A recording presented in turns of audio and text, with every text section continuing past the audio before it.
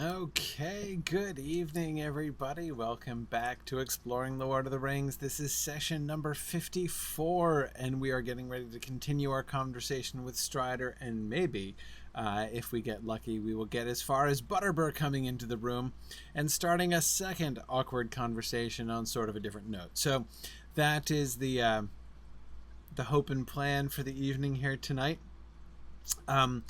So I wanted to just start off tonight quick by just a couple announcements.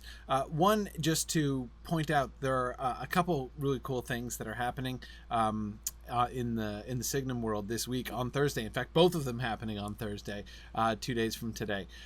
So there's, first of all, in the afternoon, there is a symposium on transhumanism. We've got a panel of faculty coming together to talk about the whole concept of transhumanism, which is a really fascinating topic. Of course, a lot of people, especially in the science fiction world, thinking about that, but it's become a topic that a lot of people are thinking a lot about. So anyway, so that'll be really interesting to think about. The sort of the transhuman dilemma and kind of how our thoughts have been changing about that. So that's the first thing. And then later in the so that's in the afternoon. Later in the evening is the Mythgard Movie Club session on The Wrinkle in Time. So there's a really great panel of Signum students and alums coming together to talk about A Wrinkle in Time. I got some very dedicated Metal and Lingo folks in that panel. And I still haven't seen the film yet. I really want to see the film, but I haven't been able to get a chance to get out and see the film yet. But anyway, we're going to be talking about the film and the adaptation. So if you are a Madeline Lango fan, if you love the film, hate the film, you might want to take advantage of the opportunity to voice your opinion and get in on that discussion there. So anyway, so that's going to be in the evening. So if you just go to either mythgard.org or go to signumuniversity.org, you will see those events. Just scroll down a little bit on the Signum University page, and you will see the tiles for those events, and those are coming up here, as I say, in 2 days. Coming up slightly less soon than that, but soon nevertheless. A month from tomorrow is London Moot. It's almost time for our next new regional event. London Moot has a really great, I was looking at a draft schedule. Look, it's going to be an awesome day. So many people. Just really big names, really exciting topics and things to discuss and everything. It's going to be an awesome day over there in London. Really glad to see. I saw a couple of you chatting before class there that you guys are going to be able to make, and I can't wait to meet you guys over there in London. If you are anywhere in the vicinity, if you can get yourself to London on the 28th of what's the month? April. On the 28th of April, I strongly recommend that you go. It's very inexpensive, and it's going to be a pretty awesome value for the price. So I hope you'll be able to come. Also, I was hearing some details about so Darren, who's been organizing the event, is also going to be doing a literary tour of London the day before with some really cool sites and opportunities there. So yeah. Oh, and Matthew, is there a date set for LA Moot yet? Tentatively, yes. That would entail me remembering what that is, which I don't, but it's I forget. Today is a bad day to ask me to remember things, but anyway, it's in July, the middle of July, the weekend before Comic-Con, I think, is the date that we were thinking about, and it's not going to be in San Diego. It's going to be in LA. So anyway, that's going to be the next one. So of course, after the next Moot as a whole, of course, is going to be Myth Moot in June. But the next of our new regional Moots after London Moot is going to be SoCal Moot. So anyway, cool. So let's see. Oh, and my apologies. Yes, Fourth Dauntless. The film recording from last week. Sorry, that's been delayed. If those of you who watched it live may remember, I had an audio glitch, so I've had to go back and fix that, which is annoying. Well, okay, I haven't had time to go back and fix it, basically. So that's sort of pending a little bit of repair. It's all I've got it all. We had a backup, and it's fine. but I need to go put it together. So we'll get to that. Last thing, I wanted to share a little something. This is something, it's Signum related, but this is also kind of a personal thing. We'll show and tell here tonight. As you guys, those of you who have been following, me and Mythgard and Signum for a while will know, we've been in this really long process of preparing Signum for the credentialing process, which is a long and challenging, especially for a school doing what we're trying to do, which, as far as I know, no one has ever done before, which is start a university up from scratch with no funding of any kind. So anyway, it's been a challenge, and we've been going now for almost 7 years, but we finally have reached the point where we are just about ready to enter the first to sort of pass through the first hurdle in our credentialing process, and it's super exciting. And today I have printed out, I have this book this is my second book, right? People are saying, when are you going to publish your next book? Well, here it is, right? This is this is double-sided too. What I've been writing about the institutional plan for Signum University. This isn't actually even done. This is this is a preview draft. I have a meeting tomorrow with the Department of Education here where I'm going to present this, and we're going to talk about that and the next stage of actually entering into the formal review process, which should start happening next month. So anyway, it's pretty cool, and I'm very happy with my little Signum book here. Okay, actually, not very little Signum book here. But it's pretty sweet. I'm extremely happy about finally making progress towards this, and perhaps things sort of accelerating from here. So there may be some sort of exciting updates coming up in the next couple months. I know that doesn't sound like super imminent, but believe me, on the time frame, on the time scale of accreditation and certification, a couple months is tomorrow. So I'm really excited. And Tony, the way that accreditation does work, accreditation essentially always works retroactively. The way that accreditation works in America, accreditation isn't future oriented, it's past oriented. That is to say, it's not like you don't apply for accreditation for permission to run a program. That's been part of the challenge, right? What happens is you have a program, they look at the program that you have, and they say, yeah, that program meets our standards. Or not, right? That's why a school that has its accreditation revoked, it's a really big deal, right? Because it's not just saying, and from now on, you're not accredited. It's also sort of casting, questions, right, on the years previous to that. So people who thought everything was fine are now like, oh, I guess the degree I got, 5 years ago isn't accredited anymore, right? So in that sense, it's always retroactive. When they look at us and they accredit us, what they're saying is this program that you have and that you have been running does in fact, meet our standards.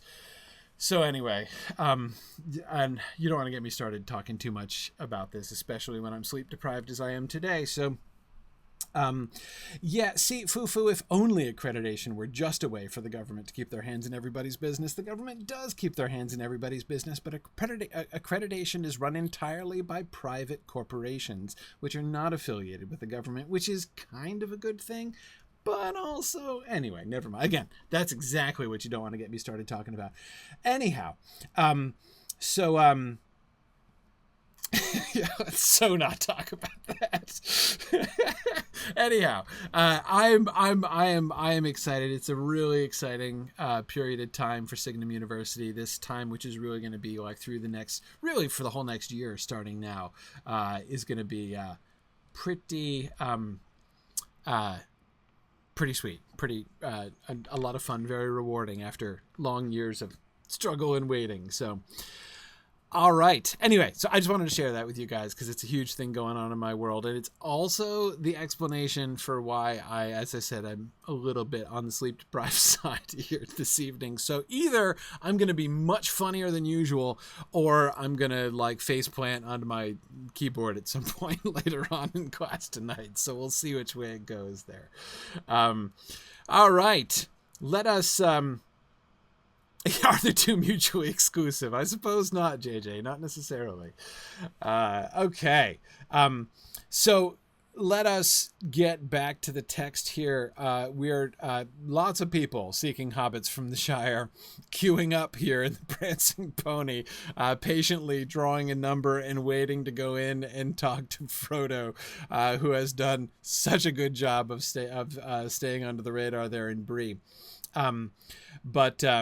Anyhow, so we'll go back to his conversation with Strider. But first, one quick note that came in on a couple of you were posting on Strider's approach there in the conversation, responding to last week's class, which is great. And we'll pick up some of those ideas as we go through and continue the conversation with Strider. I wanted to, Jim, I don't know, Jim, if you pronounce your name Deutsch or if it's been Americanized in its pronunciation in some way, I'm not sure.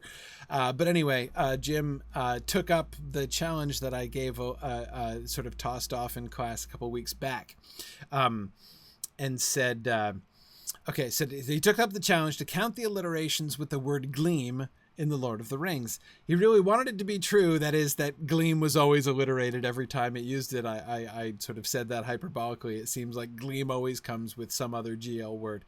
So I was very liberal in allowing any G word, even at a fair distance, not even necessarily in the same sentence. Still, the best statistic I could get was that Tolkien alliterates with Gleam less than half the time. I was struck by its overall frequency, though. Tolkien uses some form of the word Gleam 121 times in The Lord of the Rings.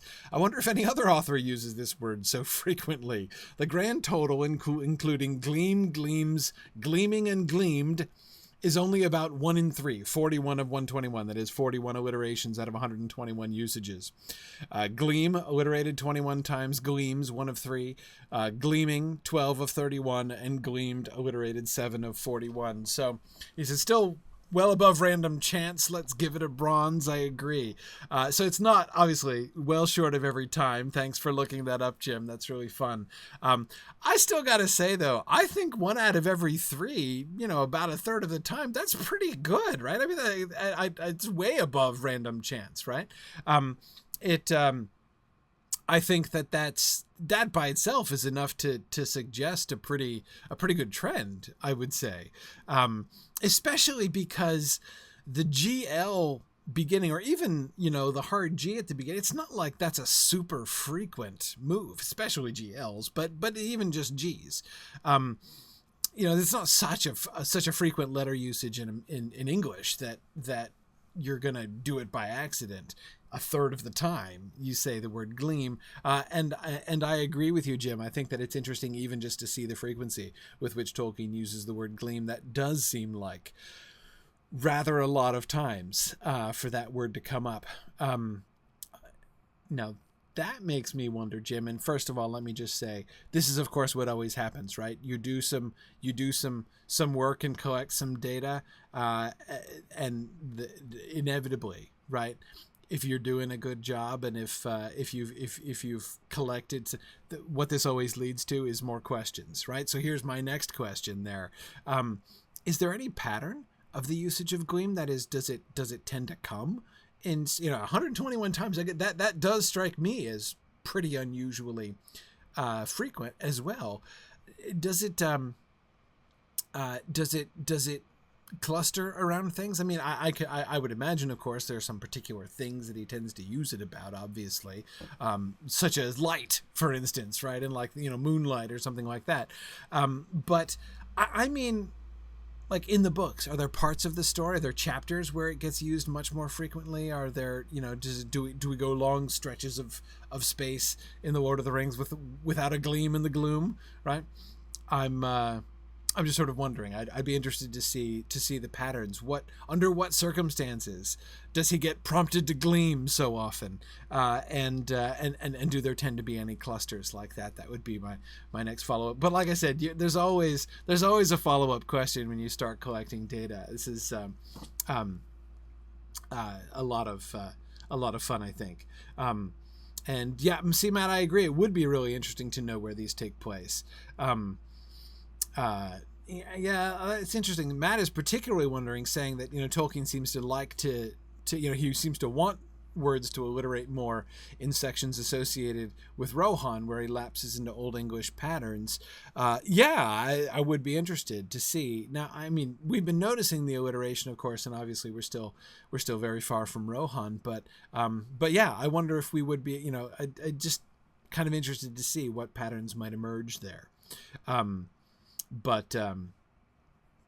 But yeah, Sharon, I agree. This is the thing that I love about the work that Sparrow Alden has been doing, that she was doing in her Signum Master's thesis on The Hobbit, using the Lexos system that Mike Drought has created in order to look at patterns of word usage in the story and begin the kinds of things that begin to emerge when you look at particular word distributions and patterns is really, really cool. And I love some of the kinds of questions that Sparrow is asking there, and have been really interested at some of the results that she's getting. So anyway, yeah, that would be really fun. So anyway, okay. So thanks, Jim, for doing that. That was great. Let's get back to Strider now. So this we did this one last time. I just wanted to kind of remind us where we were, right? So he's laughing at Frodo's put down, right? About Strider should might have an honest reason, right, for eavesdropping and stuff. But if so, he'd better explain it. And we were talking about how Frodo's completion of that sentence, right? How the way that he turns Strider's words back against him really emphasize the unusual way in which Strider's own sort of observation petered out very strangely, right? That Mr. Underhill might have an honest reason for leaving his name behind, but if so, he'd better be more careful, and that's just not where you see that sentence going, whereas Frodo does take it in the more sort of natural way. Anyway, Strider's delighted at Frodo's comeback, right? And we see him respond to that by being much more forthcoming than he's been. I was looking for a hobbit called Frodo Baggins. But he's still elusive about what he knows about. So he communicates that he knows something about Frodo's quest, but doesn't give away what he knows about Frodo's quest. And that reference to my friends, we talked about that last time too, right? That even he doesn't even say, I'm friends with Gandalf, or I'm friends with Elrond, or I'm friends with Gildor and Glorian, right? Or other rangers, right? We have no idea exactly which friends he's talking about. And of course, that still could be something that a brigand could say, right? Like if you are a highwayman, especially if you are part of a sort of a tribe or culture of people, all of whom are suspected, apparently, right, of being at least untrustworthy, if not actively dishonest and ruffianly. I love that word, ruffianly. But it's not an adverb, right? It's an adjective. But anyhow. So yeah, Tilian, exactly. That does seem to be the perception of rangers in Bree, right? So when he says, if you're carrying out of the Shire a secret that concerned me and my friends, that could sound like, my gang of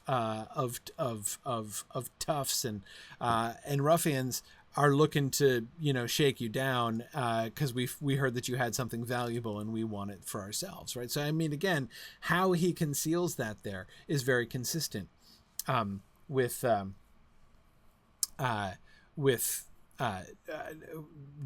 sort of suspicions, right, that Frodo has had ever since they came along. Now don't mistake me. I shall take more care of the secret than you do, and care is needed. Black horsemen have passed through Bree. On Monday, one came down the Greenway, and another appeared later, coming up the Greenway from the south. So he warns them of the Black Riders. Now notice he's not committed himself to anything about that, right? The only thing that suggests that he is not on the side of the Black Riders or in the pay of the Black Riders, which of course has been kind of the worst case scenario from the beginning in this conversation, is his caution, right? Care is needed, watch every shadow, right? So he is at least implying that he would quite rather the Black Riders not capture Frodo. And even if he's not necessarily concerned for Frodo himself, he does not want the Black Riders to get a hold of whatever secret it is that Frodo is carrying out of the Shire, right? So, you know, care is definitely needed. So again, but again, it's really just implied, right? He doesn't say that directly yet. But let's move on now and see how Frodo responds to this. There was a silence. At last Frodo spoke to Pippin and Sam. I ought to have guessed it from the way the gatekeeper greeted us, he said. And the landlord seems to have heard something. Why did he press us to join the company?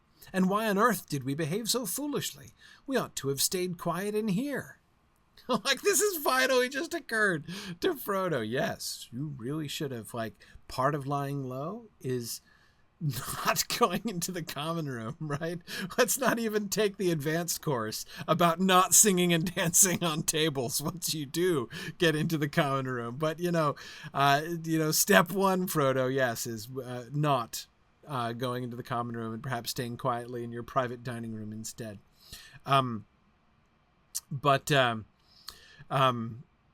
Anyway, so the thing that interests me most, though, about Frodo's words here is not that he's finally caught on to like what he should have been doing all along, but that he says this right in front of Strider, right? He responds to Strider's warning about the Black Riders very sort of instinctively, right? Again, Strider has not told him anything, right? But seems to have gained his confidence. He's willing to speak sort of openly, right, about his own suspicions, right? He knows the Black Riders are after him. Notice, Strider hasn't given much away, right? But Frodo's giving something away here, right? Frodo is giving away the fact that he's confirmed here, out of his own mouth. Yes, the Black Riders are after. Yes, I'm the one the Black Riders are after. Right? If Strider were somebody who is in the pay of the Black Riders, who was looking to confirm things or, get himself some evidence that he could relate back to the Black Riders, Frodo's just walked into the trap, right? But,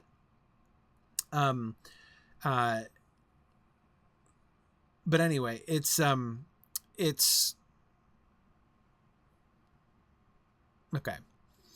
Mad Violinist, hang on. I'm going to take up your challenge there in just a second. But just to finish my thought here, he's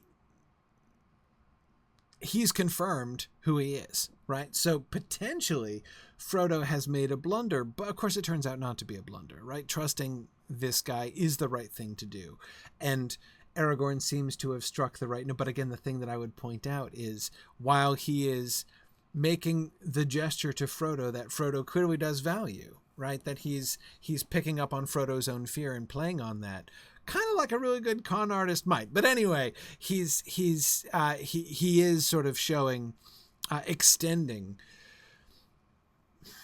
Sympathy isn't exactly right, of course, but he is showing. I can't think of the right word. Fellow feeling, right? He's sort of acting like he's coming alongside Frodo. Frodo has been remember the only other time that Frodo and the other hobbits have encountered anybody who sort of took their side, right, on this whole Black Rider issue. Most people don't even have no idea, right, what's going on. Farmer Maggot, right? The fact that Farmer Maggot had encountered one of the Black Riders and had some idea of what was happening. Their experience with Farmer Maggot, hearing his story and riding with him in his pony trap to the ferry, that was really the last time that they've had any support and understanding from somebody else. So they've had somebody else really on their side. Tom Bombadil, of course, is on their side, sort of, right? I mean, and I'm not questioning his degree of friendliness to the hobbits. I'm just saying he's not exactly on their side against the Black Riders. He's not coming alongside them, right? He just isn't bothered about the Black Riders at all. And so long as they are with him, so long as they are in the sort of fairy realm of his little world, they're not concerned with the Black Riders either and kind of forget about them, right? But Strider offers them something different. And the fact that this does come from a sort of mysterious stranger who seemed himself a little bit scary is perhaps itself interestingly comforting, right? But Tiber says he'd like to play poker with Frodo. Yeah, I think that does sound like a good move. But anyway, Mad Violinist, I want to come back to your point. The Mad Violinist says, likely Butterbur would have told somebody in the company that a party from the Shire had come in. And I agree with you. Certainly, if Butterbur doesn't, Nob's gonna, right? I mean, there's zero chance that Nob is not going to go telling somebody that happened. So I agree. It will be known. Harry Goatleaf probably not going to keep it to himself either, right? Anyway, so it goes on to say it would be odd for such travelers not to come into the common room. You know, I'm not saying that they could have passed through Bree like a breeze in the night and never have, anyone been the wiser of their presence. If you want to do that, you probably don't come knock on the front door of the only inn in town, and announce yourself in front of, even with a fake name. So if they wanted to conceal, if they wanted nobody to know about or to talk about the fact that people had come from the Shire, probably just keeping to themselves and not even going into the town was the better move. But of course he's hoping to find Gandalf, and so he's certainly willing to take the risk. But anyway, so my point is, yes, you're right. There will be people talking, and if they didn't come in, people would talk. But it's not like there's no reason for them not to come, especially not the first night, right? Presumably, if they're travelers from the Shire, very rarely, I imagine, are travelers coming from the Shire and just stopping at Bree for a night on their way where? Remember we were talking about that, like, where else are you going to go? We are told that sometimes the Prancing Pony is a destination for hobbits, right? For some brandy bucks or adventurous tooks who will come out to stay at the inn, for a night or so. So that can happen, right? But in that case, the Prancing Pony is the destination. So if these Shire hobbits come out, if there's rumors that there are Shire hobbits in town and that they're staying at the Pony and they don't come into the common room, what are people going to think? It seems to me logical. They're going to be thinking something like, they're going to be thinking something like, I don't know what. They're tired. They went to bed. They just arrived. They arrived at nightfall, right? Went to bed and we'll probably see them tomorrow, right? Because they've come out to stay at the inn for probably a couple days. So anyhow, it's that doesn't seem to me like a sort of a sort of slam dunk that's going to cause more talk. I still think going to the common room and getting people to sort of, having to have your fake name stand up, right, and make up a story for what you're doing there in Bree, and then end up dancing on the tables, like all of that seems to me probably a worse way of lying low than actually attempting to lie low. Okay. Let's see. Okay. Yeah. Now, I agree, Simon, that they were always going to stop at the Pony. But they didn't have to go to the common room, right? They didn't have to. They were given a meal, Right? They were given a hot meal in their private parlor, and they could have gone straight and quietly to their beds. Merry chose not to go to the common room. Instead, he's going out for a walk in town, right? But anyhow, okay. So we ought to have stayed quietly in here, he says. It would have been better, said Strider. I would have stopped your going into the common room if I could, but the innkeeper would not let me in to see you or take a message. Do you think he... began Frodo. No, I don't think any harm of old Butterbur. Only he does not altogether like mysterious vagabonds of my sort. Frodo gave him a puzzled look. Well, I have rather a rascally look, have I not? Said Strider with a curl of his lip and a queer gleam in his eye. But I hope we shall get to know one another better. When we do, I hope you will explain what happened at the end of your song. For that little prank... It was sheer accident, interrupted Frodo. I wonder, said Strider. Accident, then. That accident has made your position dangerous. Now, we'll come back to the accident business. I wanted to focus on the first part. Notice how Frodo has changed, right? It's not just his willingness to speak in front of Strider as he was in that first paragraph there. Look at the swiftness with which he trusts him, right? Had Strider, 2 minutes before said something like, I would have stopped your going into the common room if I could, they would all have been thinking and possibly saying, and who are you to try to control what we do and what we don't do, right?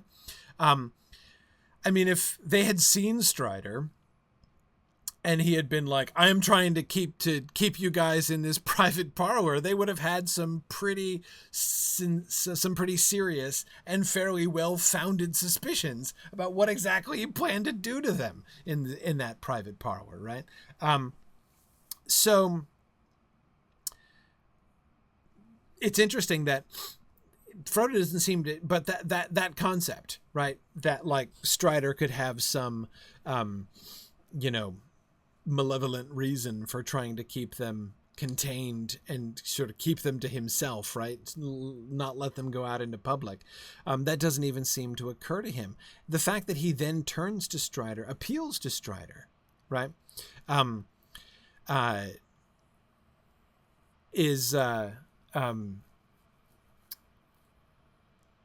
Do you think he, right? So he's asking Strider if he thinks that Butterbur is in league with the Dark Riders, right? With the Black Riders. Again, just think how interesting that is, right? Already, he accepts Strider as being on his side, right? One way that you could sort of summarize how he's, like, what he's asking here is like, okay, Strider, is Butterbur on our side, right? Like, he's already decided Strider totally is on his side. And that's strange. Forthalis is wondering if this is Frodo testing Strider. I doubt it. I don't know. Frodo has not really shown himself sufficiently cunning to lead me to be very suspicious of that kind of thing.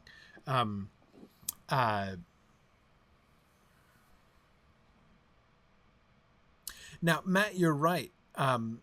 The situation at the end of the fiasco in the common room, that is when Frodo crawls invisibly across the floor and takes off his ring over near Strider.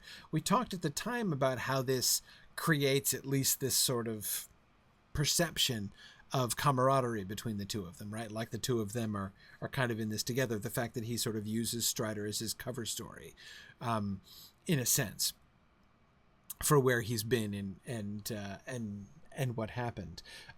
It does seem to position Frodo and Strider as sort of in league, right? But even though that was happening, it's almost like something that kind of happens to Frodo. But I agree, JJ, that Frodo really wants to trust Strider. But sometimes what sense he has gets in the way. Yeah, there does seem to be a general impulse for him to trust Strider, right? he's concerned, but he mostly reacts in concern. He does not generally act like a person who is default suspicious of this guy and needs to be won over, right? He seems to generally kind of by default trust Strider, and occasionally when Strider says something which really raises his suspicions, then he responds, right? When he's asking for a reward and now it looks like he's a blackmailer or a highwayman, right? That, makes him doubt Strider. But that doubt and suspicion does not seem to be his default setting. Unlike Sam, right? For Sam, that suspicion does seem to be his default setting. Yeah. And that's interesting. Mad Violinist is wondering if this is the growth of his ability to see hidden motives that Galadriel will comment on in Lorien, part him, part the ring. I wonder, if he has any insight here as a consequence of that. I would also say that it's possible that this could also be the consequence of him being an elf friend, right? And so is Strider. So is there some sense in which he recognizes that there is some kind of kinship there, that they've both been marked by their association with the elves? Because that mark seems to be a real mark. That it's, when people, remember what Gildor said, right? Gildor names him elf friend and says people will be on the lookout, right? People will notice.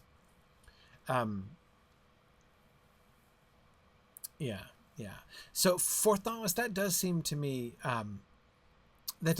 fair to say that Frodo's sense of Strider is manifesting before he himself articulates it, right? He is going to articulate it. He hasn't articulated it yet.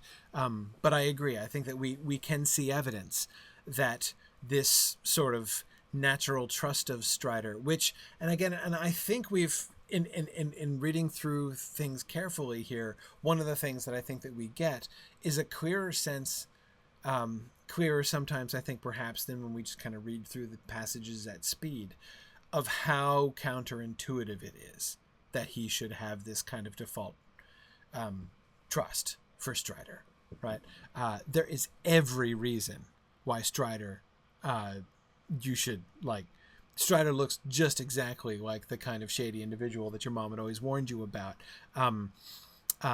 Tony, good call there. Goldberry could see Frodo's elf friend status, right? She commented on it right away. It's something that is perceptible to other elf friends. Tony, what's the phrase that she used? Something about the gleam in his eye and the light on his face, or something like that. Well, I'm forgetting the exact words. If somebody can find it.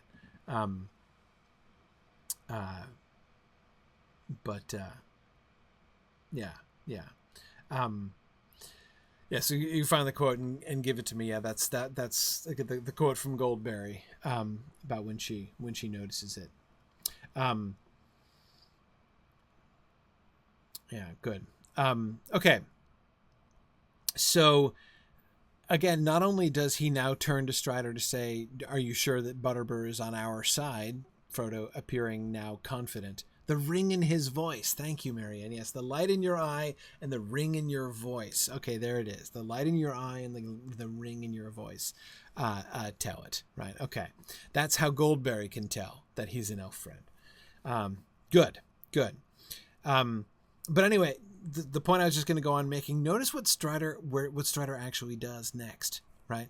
No, I don't think any harm of old Butterbur, only he does not altogether like mysterious vagabonds of my sort, right? So he's just pointed out how Butterbur was working against him, right? So he and Butterbur have been at cross purposes, and Frodo is now wondering, does this suggest that Butterbur is, allied with darkness? And that an amazingly counterintuitive thing. Butterbur seems like a completely upstanding guy, obviously respected in the community, right? Where can you go for information on hobbits in these lands? You can start with old Barley there. I mean, everybody thinks well of Barlaam Butterbur, and he's obviously a respectable guy. And Strider is a rascally vagabond, right? If the two of them are at cross purposes, the natural thing would be to assume that it's Butterbur who's in the right and Strider who's in the wrong. That is not the assumption that Frodo makes. Now, of course, he is here aided by the fact it was Butterbur's suggestion that they go into the common room, and Strider says he was trying to keep them in here. In advance, that might have looked threatening. In retrospect, it looks wise, right? As Frodo is regretting having gone into the common room in the first place. Yeah, exactly. But yeah, JJ, you're exactly right. That's exactly it. Where Strider goes in the rest of that paragraph there is, as JJ says, drawing Frodo's attention back to, hang on now, weren't you just mistrusting me a couple minutes ago, right? I mean, I have rather a rascally look, have I? Like, he's got to remind him, right? I do kind of look like a brigand, don't I? Right? Lots of people would mistake me for a person of ill intent, right? As if now, like, that's never occurred to Frodo, right? He's so far already, just like instantly, so far into the, like, well, obviously you're just such a trustworthy fellow, right? That Strider has to, like, explain why some people would oppose him. Yeah. Anyway. He's got a curl of his lip when he says this, and a queer gleam in his eye. Right? Hang on a second. Finn says, "What is a rascal?" I'm going to be careful here.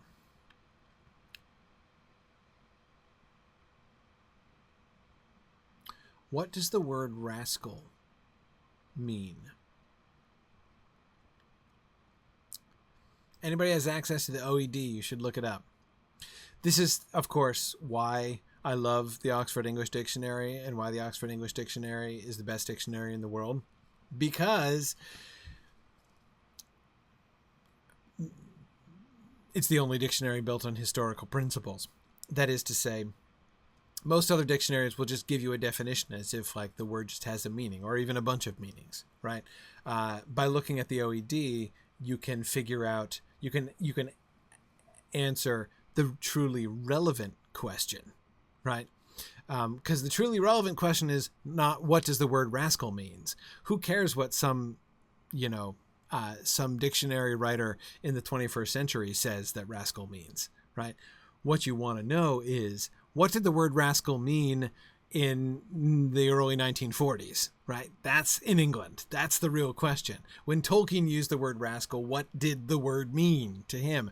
And of course, this is Tolkien as well, right? So not just what did the word mean in 1940s England, but what did the word rascal mean in English in the centuries before that, right? Which Tolkien would be thinking of. So anyway, so that's what I'm, because it was just used, right? Frodo used it when he said he now thought he had fallen in with a rascal. That is, when it sounds like Strider shaking them down for money. When after Strider says, "I shall want a reward," Frodo says, "Oh, indeed," and he fears that they've fallen in with a rascal.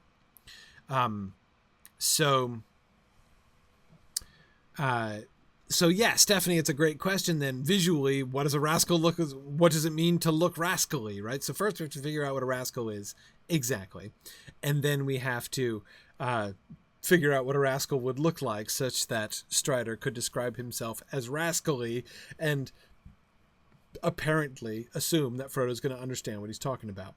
And yes, Tolkien did work on the OED, and yes, he did work on the letter W. For instance, I believe if you read the entry for whale in WHALE in the OED, there is some original Tolkien prose in that entry, as I recall.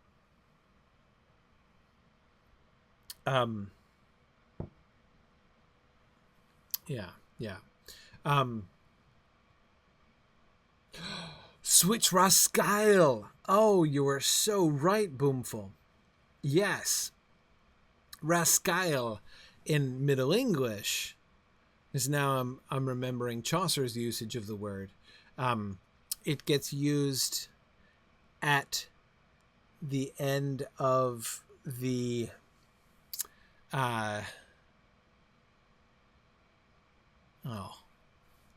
I'm too tired even to remember my Chaucer. Patient Griselda, the Corkstale. Oh, when the clerk sings his really funny song at the end of the Corkstale, at the end of the story of Patient Griselda, the one that he dedicates to the wife of Bath, and he rhymes every line. He rhymes like every other line for like 3 or 4 stanzas with "I'll," and he reaches for he has like, I don't remember, even like 12 or 20 rhymes. There's a lot of them. Switch Rascal is one of them. So yeah, does seem to be associated with yet low, dishonest person. Sharon, that makes sense. So we have the rabble of an army or the populace, common soldier or camp followers, right? That sounds right. Switch Rascal, again, I'm thinking of Chaucer's line there. Persons of the lowest class. So in that sense, it's kind of like villain, right? Villain, which originally just means like villager, person from the countryside, right? Peasant, essentially.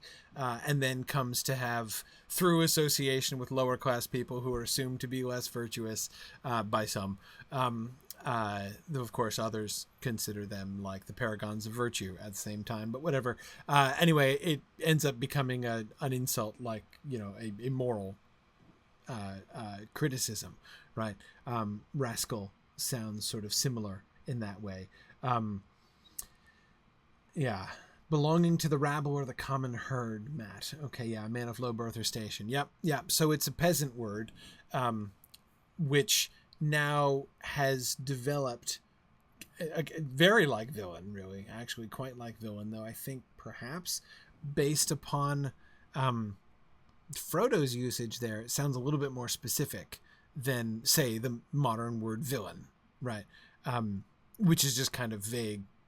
Like person of evil intent, you're a malefactor, right? If you're a villain, whereas probably not if you're a rascal. Yeah. Yeah.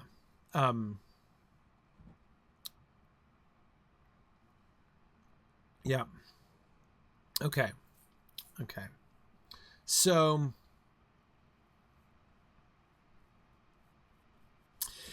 yeah,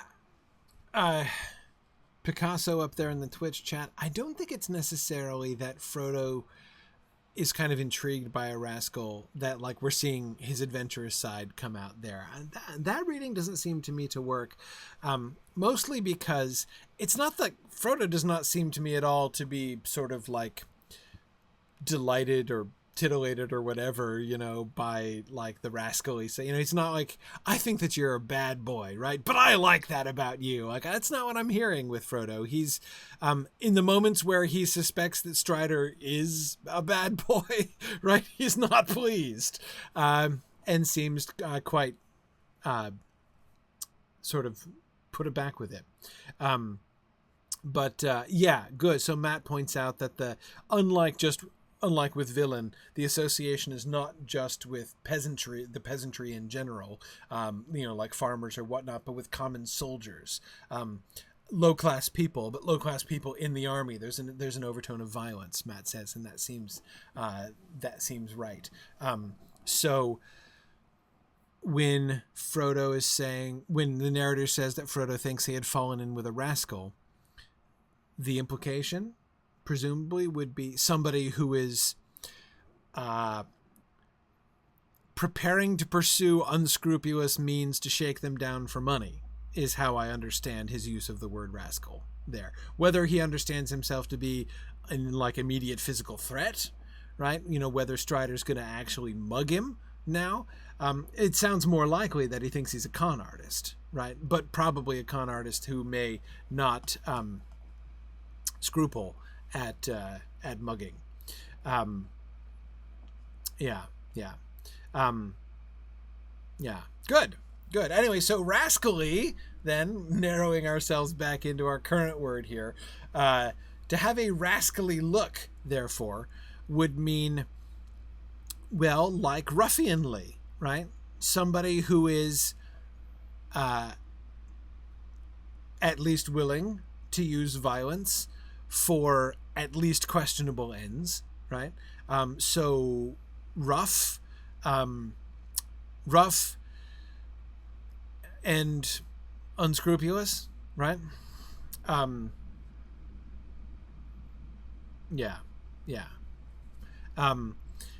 So Finn is pointing out, but Butterbur doesn't think that Aragorn is bad, but doesn't trust him.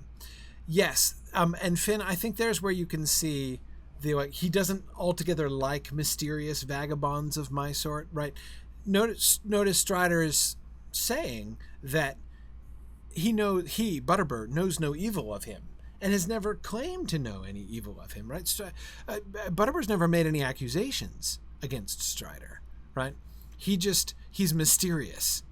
And it seems to be, I wonder if it's the mysterious part or the vagabond part that Butterbur dislikes more, right?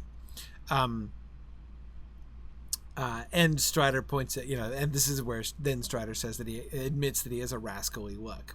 Matt,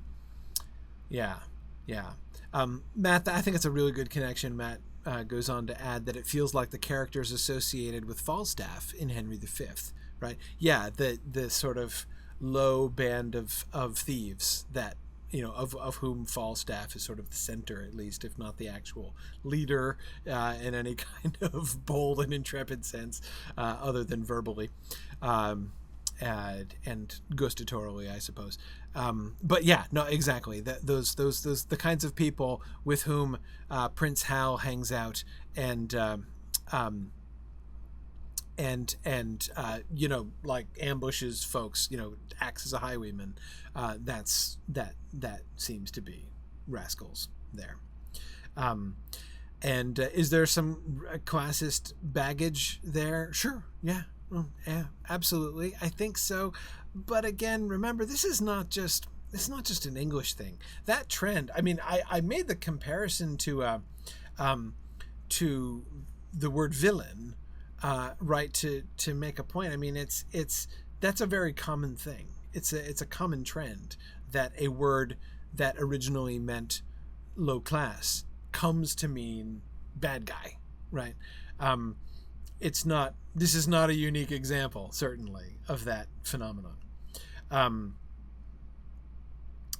That's interesting, Lincoln. Lincoln is asking if there's a subtle bit of boasting, perhaps, to Strider's self-description here.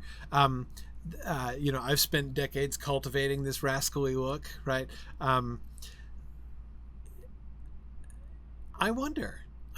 Yeah. Oh, Tony, great example. The word vulgar. Yeah, that's another really interesting one.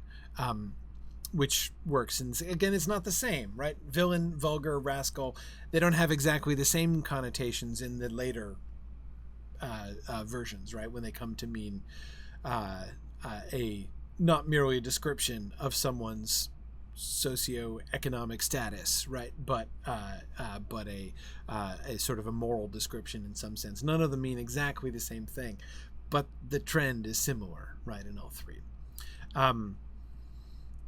Interesting. Yeah, pagan is another word of that in that same category, right? Which originally just meant dude from the countryside, right? Heathen as well, I believe, as I recall, is similar in that regard as well. Anyway, so let's now get to the prank comment, though. I hope we shall get to know one another better. When we do, I hope you will explain what happened at the end of your song. Now, remember we were talking about sort of Strider's point of view in the common room of the Prancing Pony, right? And how he, what he's thinking, right? What possible impression of Frodo Baggins the Hobbit can he possibly be forming as he's sitting there smoking his pipe in the common room? Anyhow, prank, he says. Now, do you remember where else that word was used? See, now I ask these kinds of questions and it's easy, right? People just, get out their e-texts and look it up, right? But do you remember where else that word was used in a very similar context? Do you remember where the word prank is used concerning someone else who put on the ring? Exactly. Fourth Dauntless, that is exactly. Yeah, and Finn remembers too. That's how Bilbo's putting on the ring at his party was called, right? Remember, the guests at the party all, quote, take it for granted that it was just some ridiculous prank. Yeah. And of course, Strider has just had Bilbo's ridiculous prank recalled to him by Pippin's story, right? Strider has doubtless heard that story before. In fact, knowing Bilbo, Strider has heard that story a dozen times before, right? Because we know that Strider and Bilbo are friends, and Bilbo surely would have told that story many times. So by calling it a prank,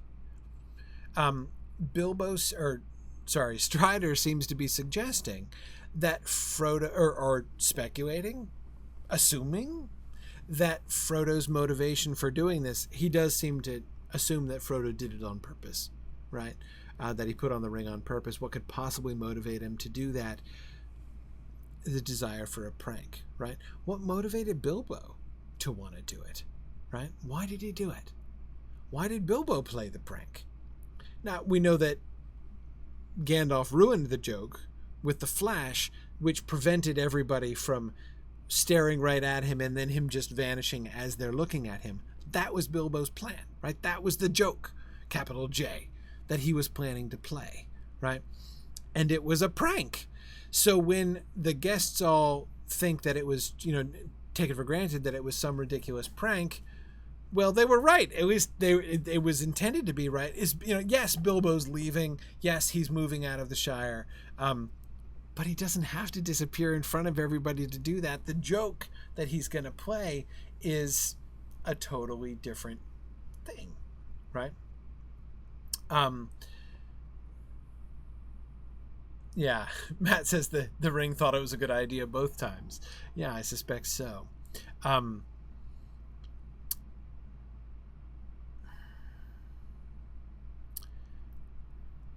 Yes, Mungly, Bilbo did it for shock value, and Finn, I agree. He would have thought it was hilarious.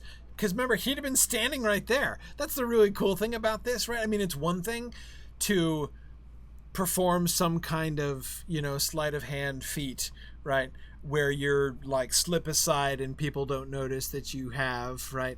But the great thing about Bilbo's joke is he puts the ring on right in front of them, and then he can watch them. He just stand there, right? And watch them all gaping at where he was and watch it's hilarious, right? If you're into that kind of thing, that would be very funny. So yeah, apparently, but again, prank? Yeah, that's fair. It was a prank. He intended it anyway to be a prank. Yeah, so, but it was not, I would insist anyway, that it's separate. His desire to have his joke was separate from his desire to leave the Shire, and didn't promote it, really. He didn't have to vanish like that. That's not actually a part of leaving. Had he just waited a little while longer until everybody went home to bed finally, he could have just left, right? We're told everybody stayed in bed until way after sunup the next day, right? So he easily could have taken off if he'd wanted to. Anyway,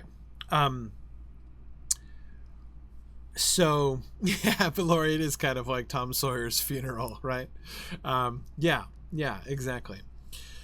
Anyhow, so, okay, so we can kind of understand. I mean, I can understand Bilbo's joke. It would be kind of funny, and I guess I can understand. I guess I would say Strider. If Strider is assuming, we see that he's assuming that Frodo did it on purpose, right? But B, to assume that he was having a joke, right? That he was pulling a prank, a Bilbo-esque prank.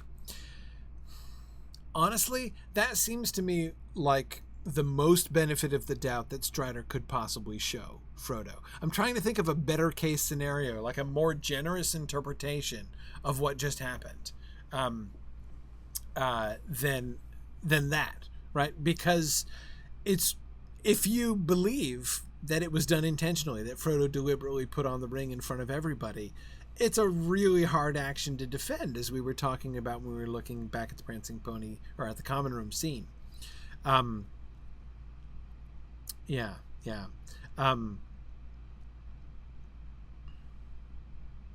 Now you're right, Harnuth. There is a sense in the modern usage of the word prank, that it's some kind of act of minor cruelty. Yes, but you can still see that element too, right? He was wanting he was wanting to make his guests uncomfortable, right? He knew it was going to upset them, and that's kind of what he found really funny. So I agree, it's not a mean-spirited prank exactly. He's not doing it in order to cause suffering or discomfort to people, just because he enjoys that kind of thing. He is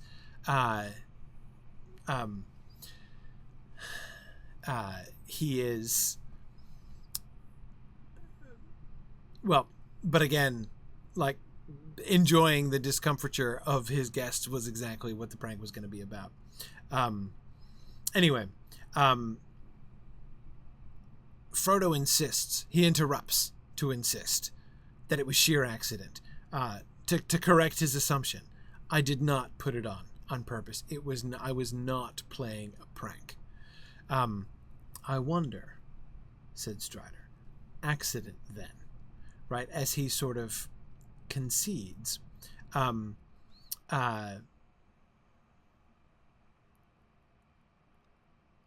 But grudgingly, right?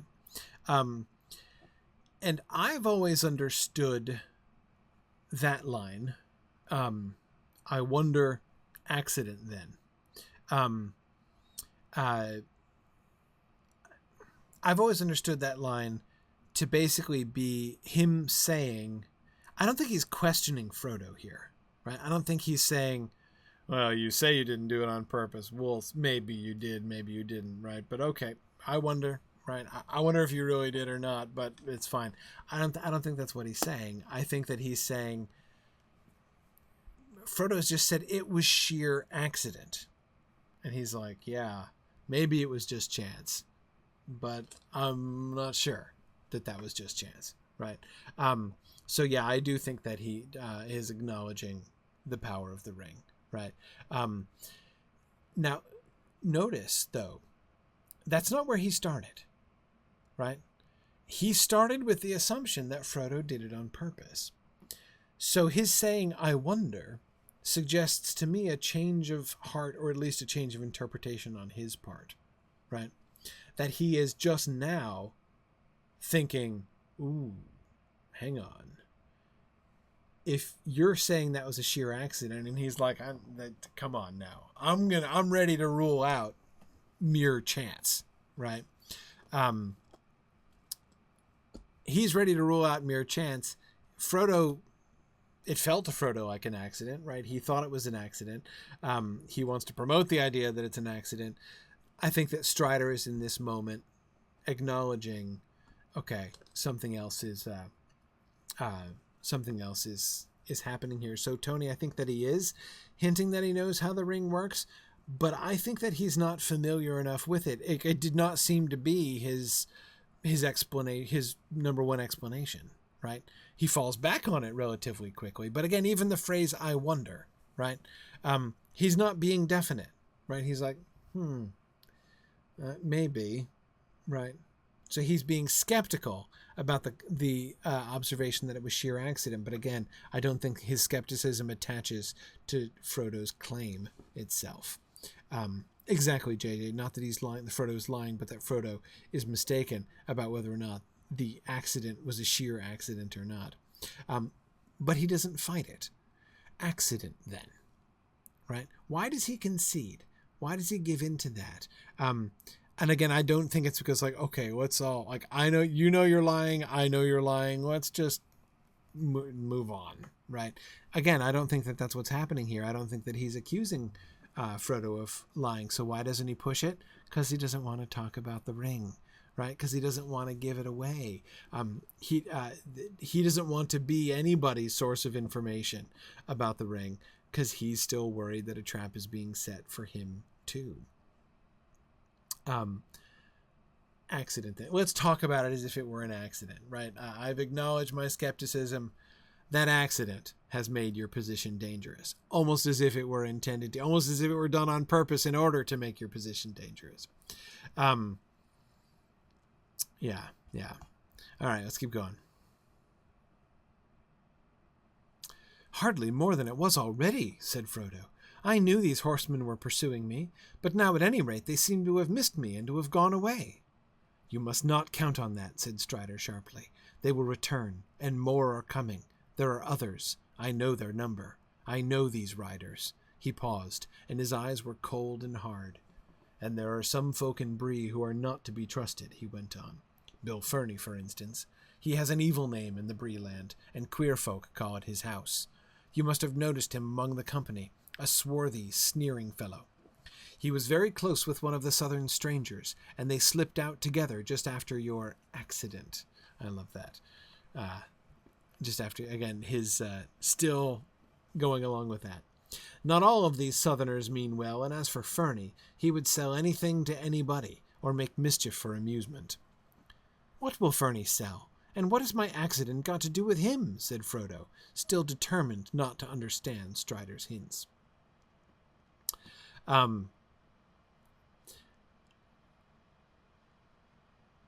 Notice that when Strider assures Frodo that he knows these riders, he is responding to one of the most subtle things that Frodo has said, actually, right? He's being cunning here. I knew these horsemen were pursuing me, but they've missed me and gone away, right? I knew these horsemen were pursuing me. He's not giving away the fact that he knows that there's something creepy about them, right? He leaves it to Strider to reveal, yeah, these are not just dudes on horses that are after you, right? These are not just horsemen. There is something special and weird about these horsemen.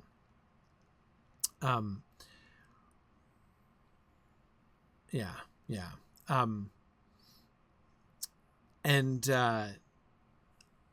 I agree that, several of you are talking about how chilling it is, how creepy it is that he knows the number of the riders, right? That as Lincoln says, I know their number. I know these riders, right? So deliciously creepy and vague, as Lincoln says. Yeah, I agree. Vague and yet specific, right? Like it reveals there is specific information to be known. Strider knows it, but we don't know it yet, right? And Frodo doesn't know it yet.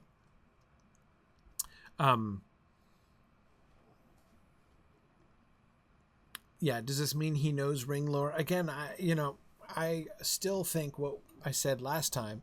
I don't think that Gandalf has left Aragorn in the dark. I think Aragorn's been briefed. I think he knows about the ring. I think he knows the basic powers of the ring. But that doesn't mean he really has experience with it. And it seems to me that he's been caught on the hop by the whole common room incident. That is, he really did seem to believe that it was Frodo's initiative. Yeah.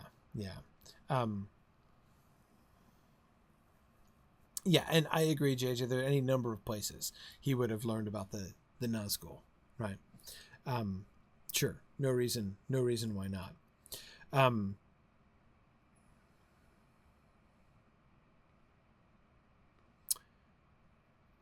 Okay. Then he starts talking about the Brelanders who are not trustworthy, right? Bill Ferny, primarily, right? The Southern strangers, not all of those Southerners mean well. Now, notice, even just by saying that, not all of those Southerners mean well, he is acknowledging that he believes that some of the Southerners do, in fact, mean well. He's not merely making a blanket, those foreigners from out of town all must be up to no good kind of statement, right? He is just saying that he believes that some of the Southerners, some of those people who are coming up from the South, some of them are probably spies and bad eggs. Bill Ferny is from Bree.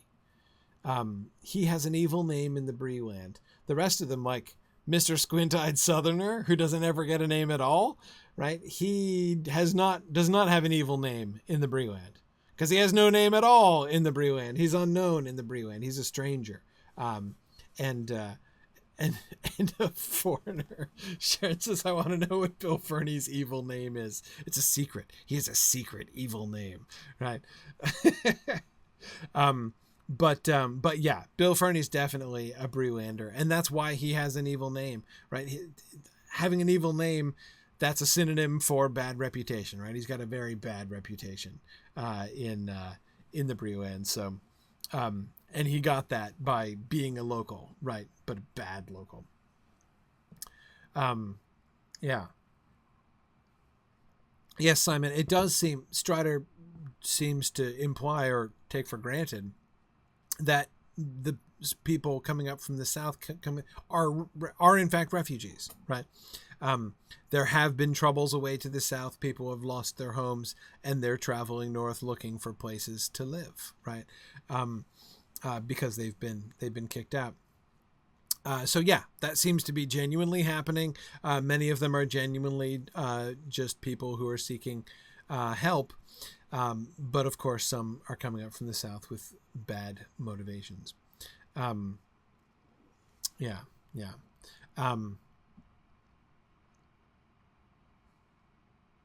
Ferny would sell anything to anybody or make mischief for amusement.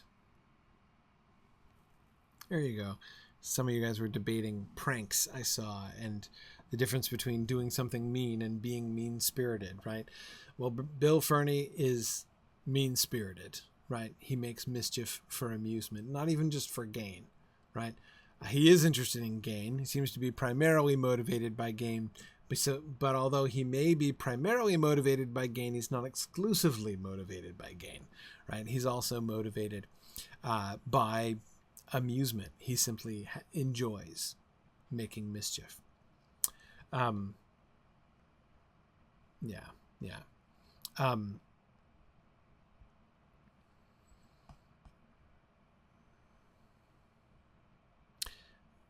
What will Ferny sell and what has my accident got to do with him? Notice how Frodo is not using the word accident in quotation marks. He too seems to be being fairly cautious, right? Not now, he's not giving things away anymore, right? What has my accident got to do? I said it was an accident, doggone it, and I'm still insisting that it was an accident, and I don't see what it's got to do with him or anybody else. But I don't think he's just being subtle here. Determined not to understand Strider's hints. That's an important phrase, right? Frodo is not just being cunning. This is not, said Frodo, not wanting to betray that he understood Strider's hints. That's not what's going on here. Frodo is trying to deceive someone, but it's himself. It's not Strider, right? He's not playing Strider here. He's not cunningly acting a part. He is trying to convince himself. He wants to believe that he's still safe. He wants to believe that the accident he just had in the common room is not going to have disastrous consequences. You know, that it seems understandable that he would want to convince himself of that. But anyway, he Strider is now resistant of that, right? And he's having no patience with it. One more and then we'll be done for tonight. News of you, of course, answered Strider. An account of your performance would be very interesting to certain people. After that, they would hardly need to be told your real name. It seems to me only too likely that they will hear of it before this night is over. Is that enough? You can do as you like about my reward, take me as guide or not. But I may say that I know all the lands between the Shire and the Misty Mountains, for I have wandered over them for many years. I am older than I look. I might prove useful. You will have to leave the open road after tonight, for the horsemen will watch it night and day. You may escape from Bree, and be allowed to go forward while the sun is up, but you won't go far. They will come on you in the wild, in some dark place where there is no help. Do you wish them to find you? They are terrible. The hobbits looked at him and saw with surprise that his face was drawn as if with pain, and his hands clenched the arms of his chair. The room was very quiet and still, and the light seemed to have grown dim. For a while he sat with unseeing eyes, as if walking in distant memory or listening to sounds in the night far away.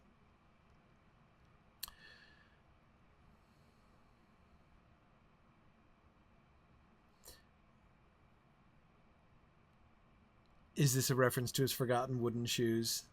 Well, it's a holdover from that time, but it works in the new version as well as it did in the old. Yes, so I do believe him sitting with unseeing eyes as if walking in distant memory or listening to sounds in the night far away. It does seem that Strider has had some traumatic experience with the Nazgul. Yeah.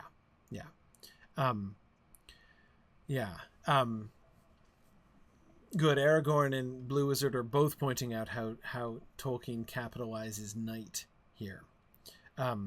Sounds in the night far away. That is really interesting, isn't it? The darkness that is all around them. And yeah, Mad Violinist, we never will learn the story of what happened with Strider, right, and the Nazgul, and why it is that he has like PTSD where the Nazgul are concerned. Now, but Tony, I was interested in the same point that you were just bringing up, his bringing up of his age. Look at the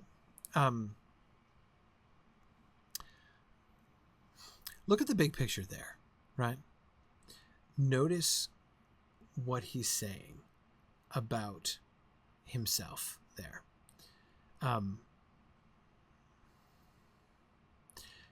The first thing he does is to attempt to make clear their danger. Stop, Frodo, trying to convince yourself that things are okay. This is not okay. You are in very serious danger, right? Bill Ferny saw what happened. There is no chance that he is not going to sell that information to somebody, right? This is going to get back around to the Black Riders. They may already know, right? It's going to get back to the Black Riders in a heartbeat. So that's his first move, is to say, okay, look,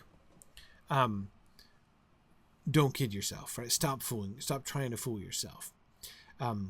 They will hear about it. It seems only too likely they'll hear of it before this night is over. Is that not enough? You can do as you like about my reward, but I may say I know all the lands between the Shire and the Misty Mountains. Notice the shift, right? He's now talking very differently than he talked before. He said first he insisted on being given a reward. Like he wouldn't give them any information until they rewarded him, which was that they would take him with him, right? After he relaxed a little bit, he said, do what you like with my reward, right? Take me or not. But then now he's doing something different, right? He's now trying to sell himself. He's now giving reasons why they totally should want to take him, right? I may say that I know all the lands between the Shire and the Misty Mountains, for I've wandered over them for many years. Right? He's presenting his resume as a guide. You can do what you want. You can take me as a guide or not, but you totally should take me as a guide because I'm an awesome guide, right? So he's now trying to talk them into taking him along. But notice, Tony, this is where I come back to the age thing. For I have wandered over them for many years. I am older than I look. On the one hand, this is him saying, let me present to you my qualifications, right? And I'm very qualified. In fact, I'm even more qualified than you might assume, right? I'm a vagabond, and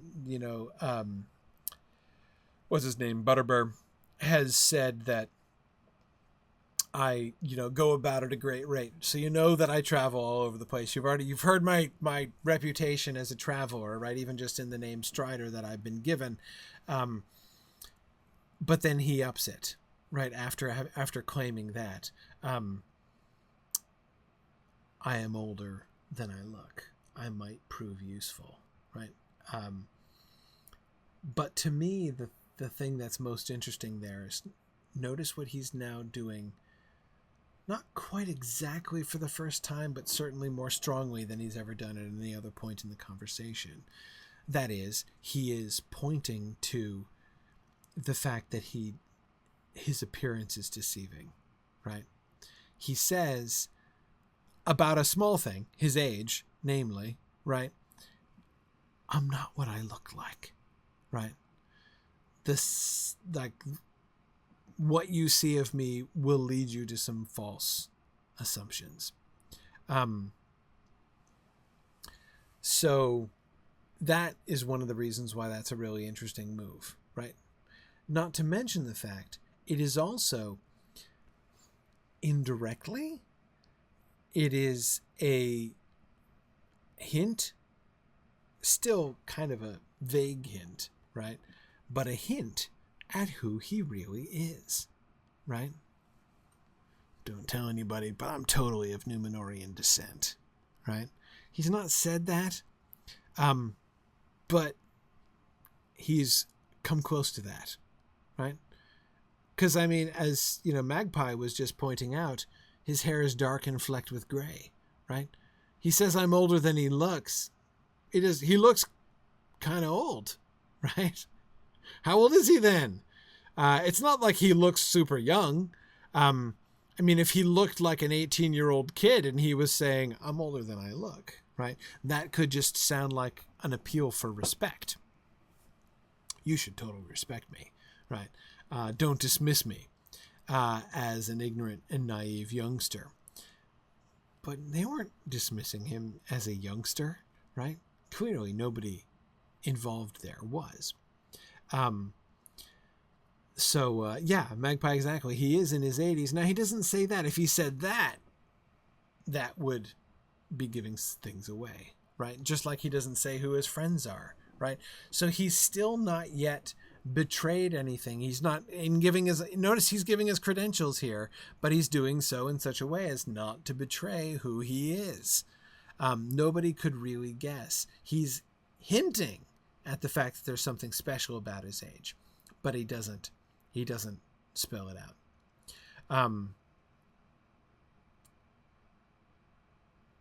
Okay.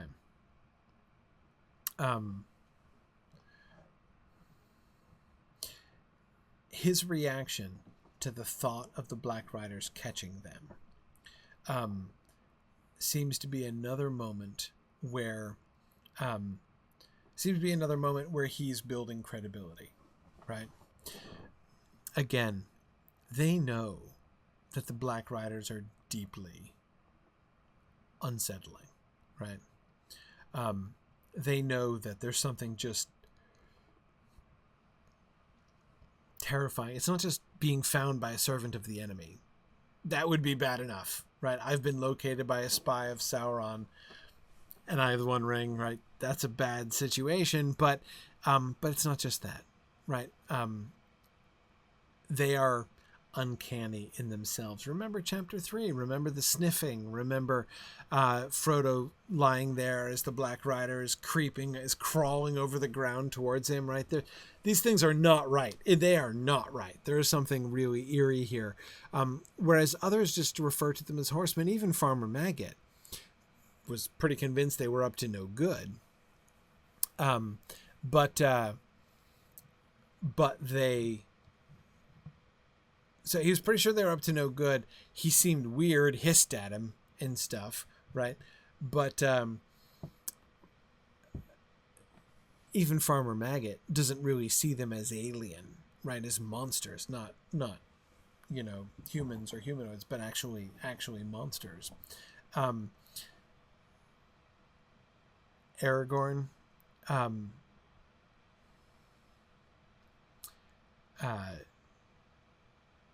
yeah, I mean, it's he knows, right? Okay, not just that these guys are tough and out to get them. He knows that they're not human. They're not just normal, and he seems to be the only one. Gildor knew too, right? But he's the first one since Gildor. And yes, he is using terrible in its original definition of causing terror. Absolutely, absolutely. Okay. All right. One more really quickly. Actually, we won't go as far as Sam. I'm going to go halfway through this slide because I wanted to get to the elves here. I was making a joke on the Twitch message saying go not to Strider for counsel because he'll tell you that the elves are just flat wrong, right? There, he cried after a moment, drawing his hand across his brow. Perhaps I know more about these pursuers than you do. You fear them, but you do not fear them enough yet. Tomorrow you will have to escape if you can. Strider can take you by paths that are seldom trodden. Will you have him? Now, so he's turned the question now openly over to Frodo. But notice the implication of what he's just said. I know more about them than you do. You fear them, but you don't fear them enough yet. He is saying the opposite of what Gildor said, right? Why wouldn't Gildor tell them anything more? Well, first, because Gildor admitted that his own knowledge was slim about the nature of the Black Riders. But he said that Gildor says that if Frodo knew more, he would... what was that delicate way that Gildor said it? Lest terror keep you from your road? Wasn't it something like that? And Frodo responded with, and remember, I was kind of on Frodo's side here when he said, I can't imagine what information could be more terrifying than your hints and warnings. Better to just tell me straight out so that I can be prepared for what happens instead of fearing the unknown. Strider, so the way that this corresponds back to Gildor seems really direct. Gildor says, I'm not going to tell you any more because if you knew more, you would be so afraid that you wouldn't be able to go on. And Strider says, your problem is you don't know enough, right? If you knew as much as I did, you would fear them appropriately. Like maybe to, I don't know, actually lie low or something to try to avoid their attention. Yeah. Yeah, and I agree, Valori, not fearing enough seems to be a theme of Frodo's. Yeah. Tony, I really like that reading there.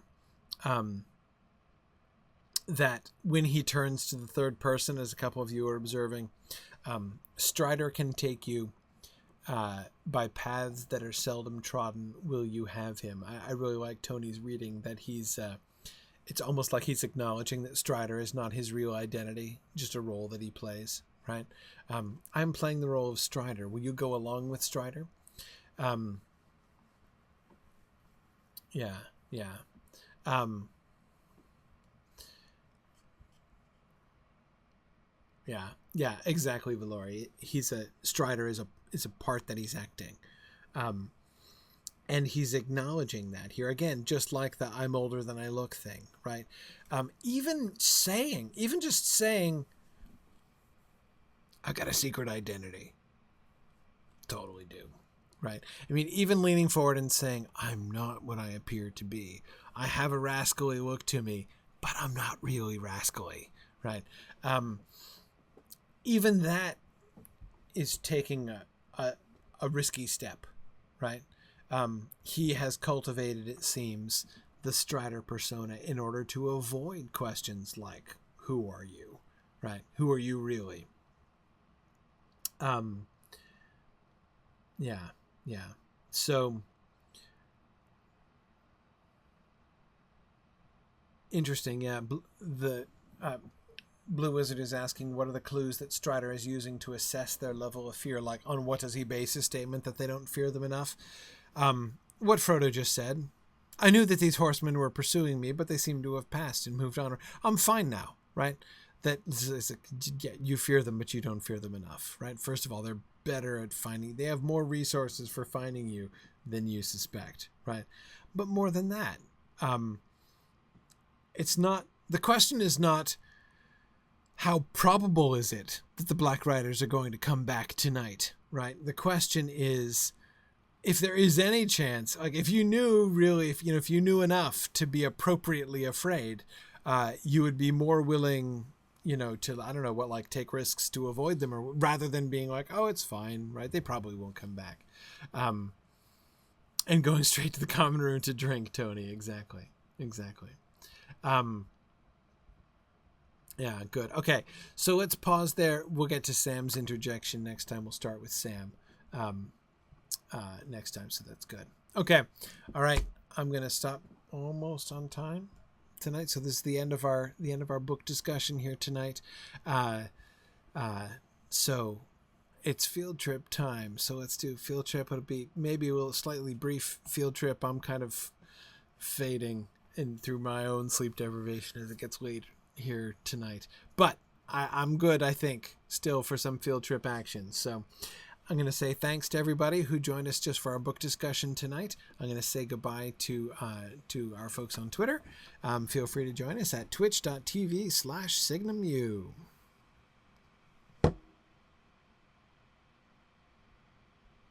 Okay.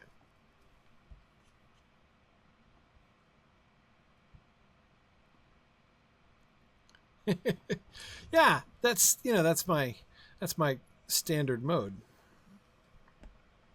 Yeah. Just keeping myself to myself,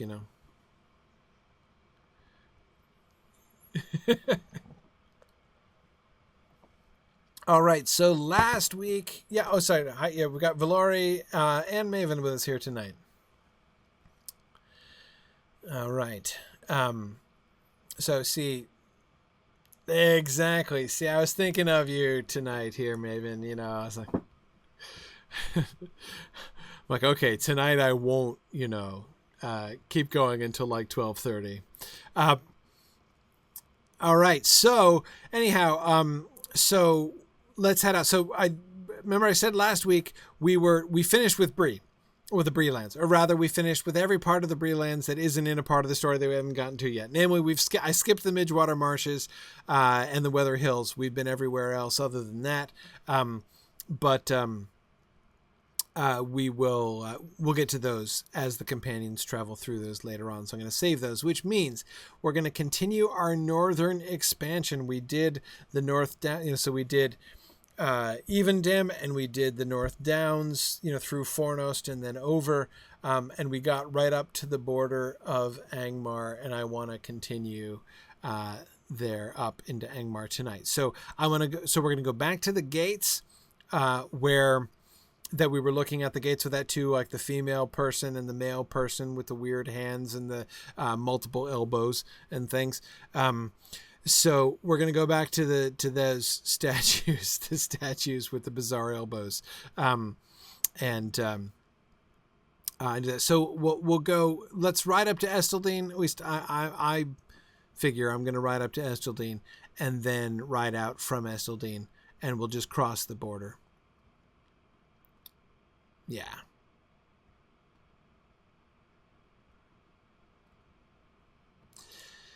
Yeah, not too bad ride across across the North Downs. All right.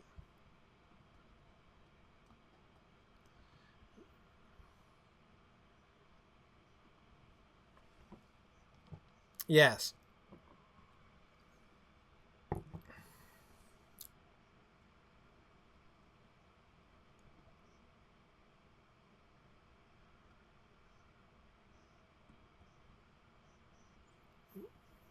Right.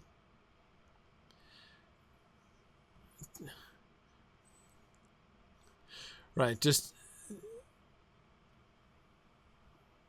to make sure that he looked rascally enough. Yeah. All right. I'm just gonna stable master it from here, so we can meet. We can at the stable master in Esteldean. Yeah.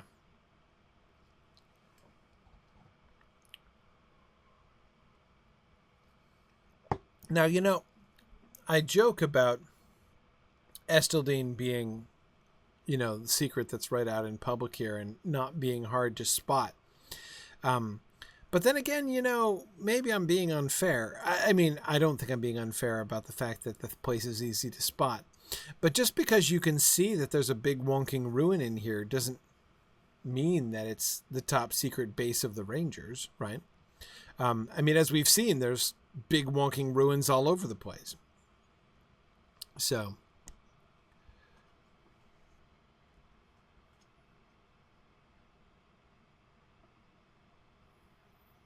right, right. Okay. Yeah. Um,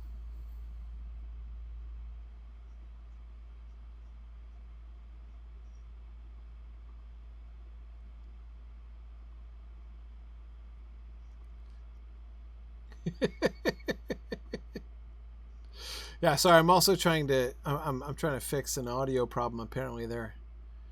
Uh, let's see. Can people hear you now? Let's see if they hear you now. Say something. Wow, that was an unexpected.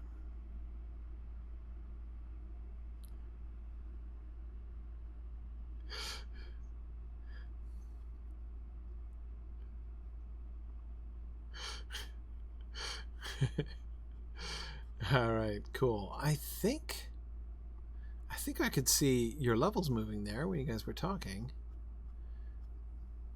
No? It's still not coming through on Twitch? I wonder why. That's very strange.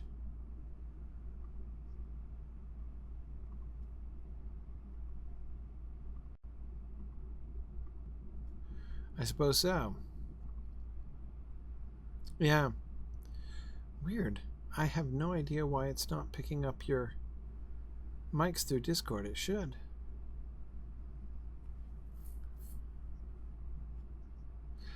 Yeah, no, yeah, it's coming through on Discord.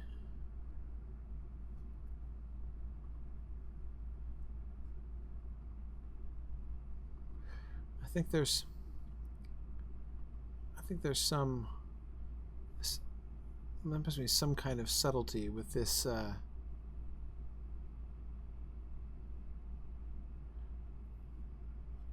That's right.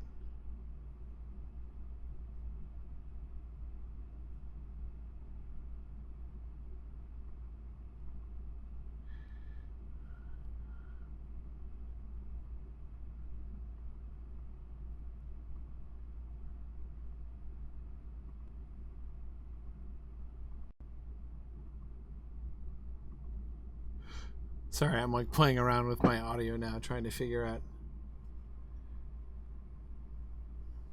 Huh. It's very strange.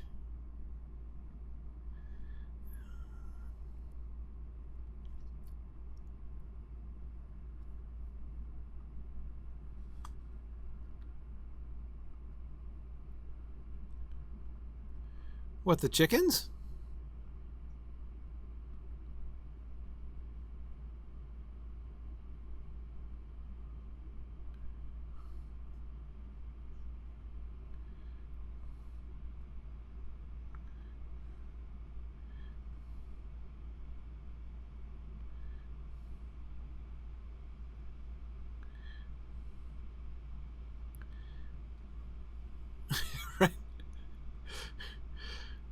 It's true. I don't think I ever paid any attention to this pen of livestock over here. Yeah.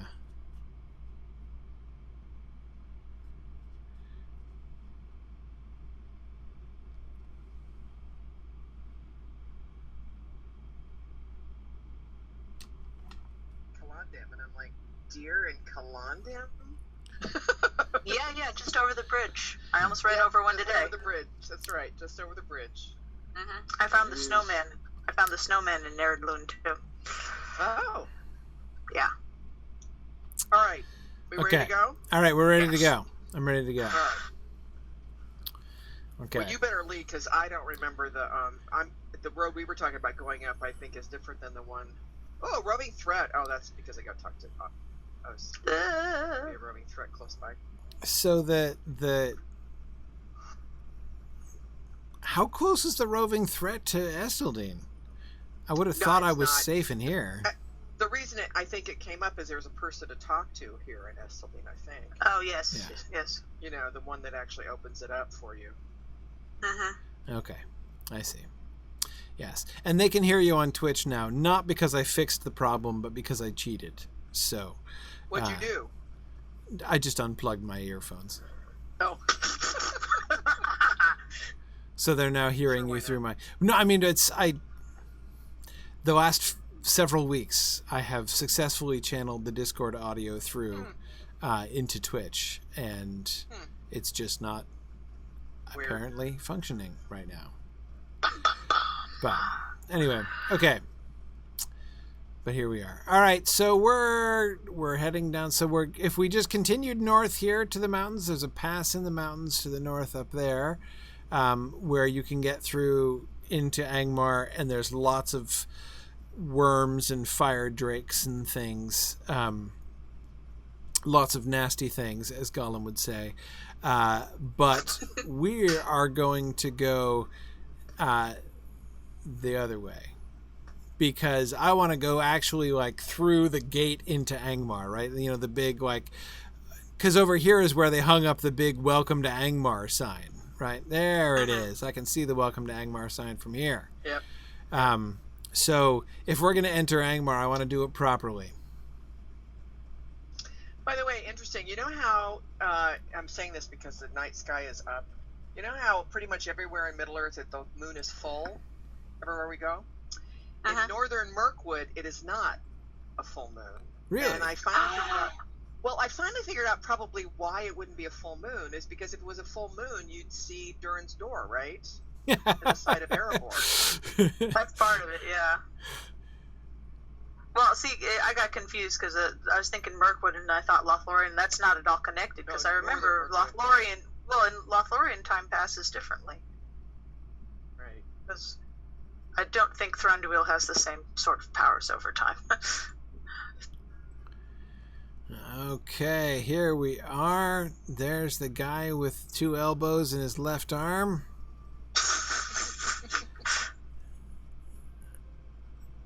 All right.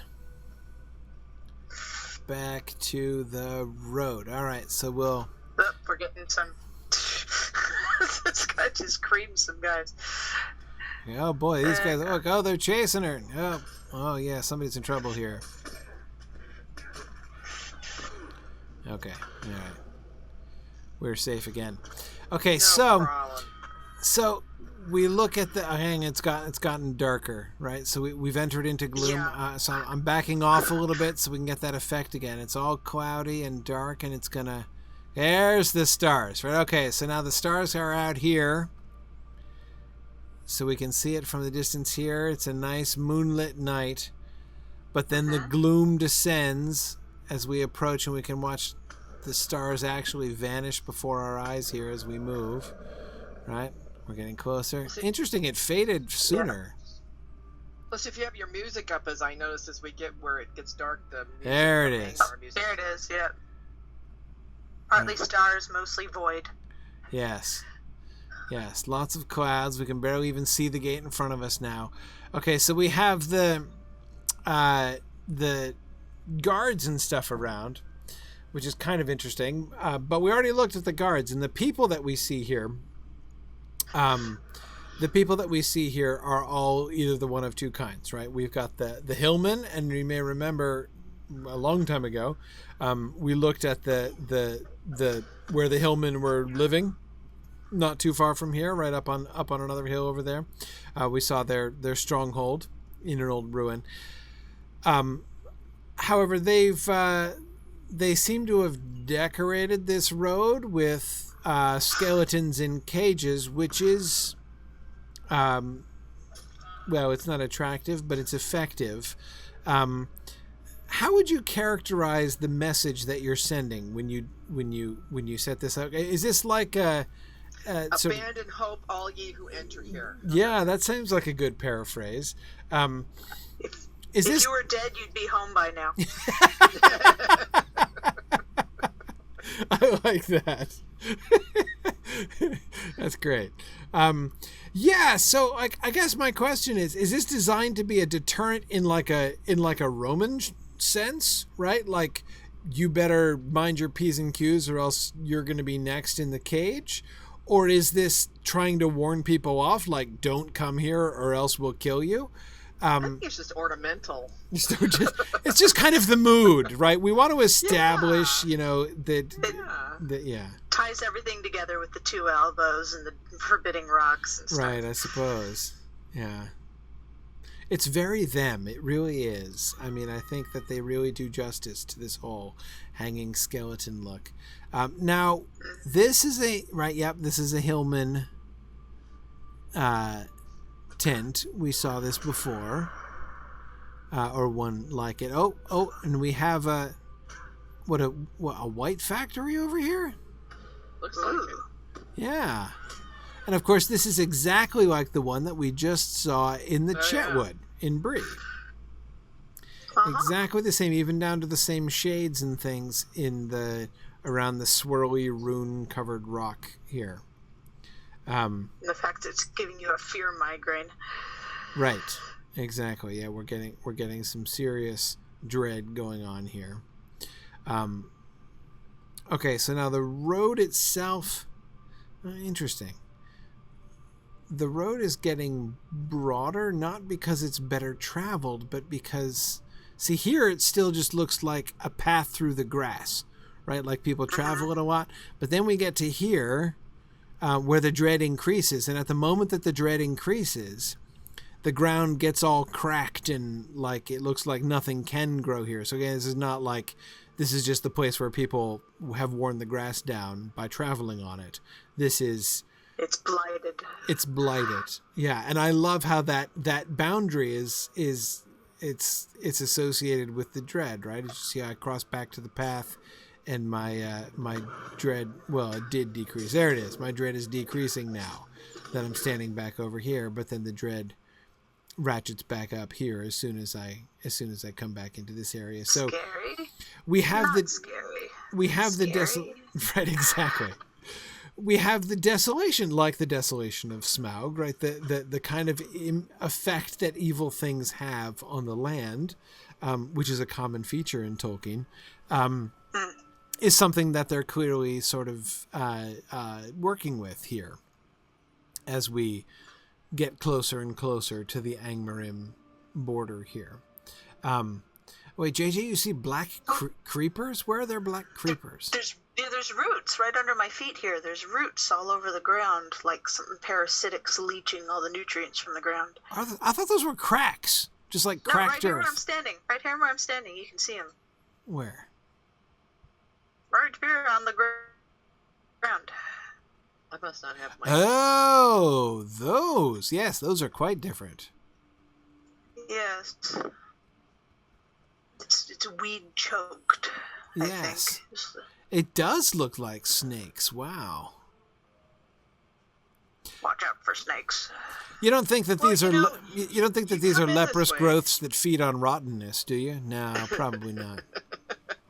You come in this way, you don't have any excuse for being surprised at what you encounter when you get into Angmar, right? I mean, this is like pretty much like beware. This is like the worst dandelion I ever had to pull up. Oh, don't get me started.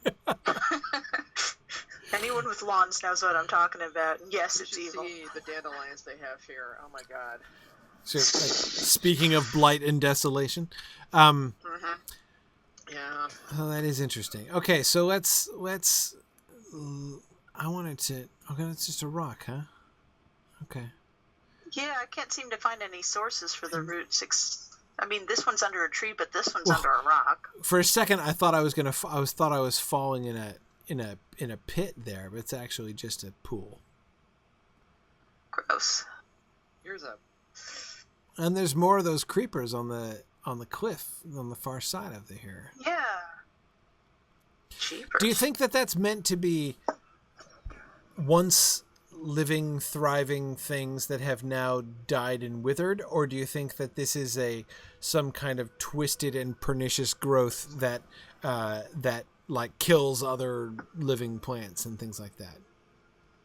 Definitely the latter. These strike me as sort of leeching, parasitic, choking things that they're choking what's left of the wildlife.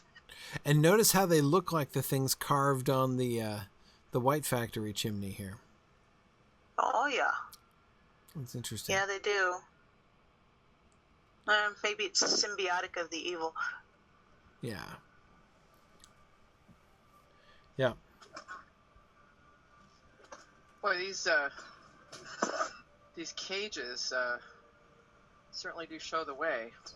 What, the crow's cages? No, the people the cages. Yeah. Yeah, no, those are called crow's cages. Oh right, yeah. There's another name for them too. What is it? Gibbet? Gibbet. Yeah, that's right. Or gibbet. Gibbets and crows. Yeah. Fastwall pirates. They lead to a watching stone, which, by the way, I have figured out that I have to do that quest to get past the line of. I forget. I've done it on lots of alts. I forget which ones actually. I don't think I've done it on any of my exploring Lord of the Rings alts. So, do we have any sense of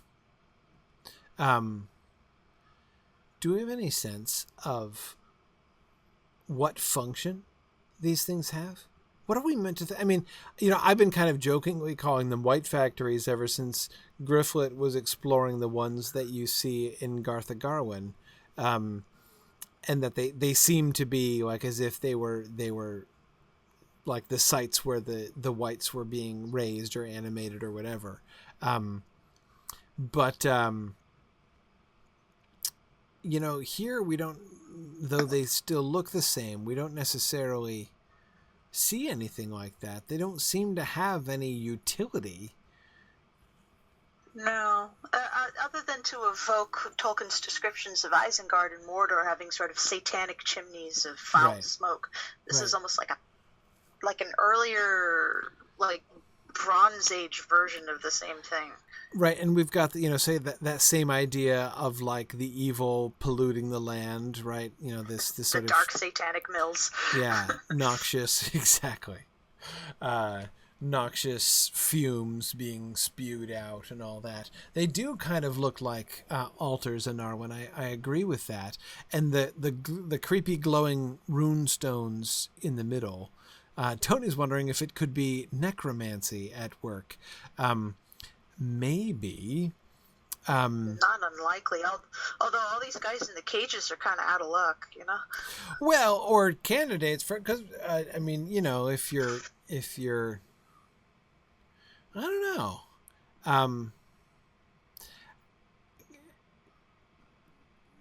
No, they're probably not doing literal necromancy. That is divination by the dead, like using the dead as a means to gain information, which is literally what necromancy means.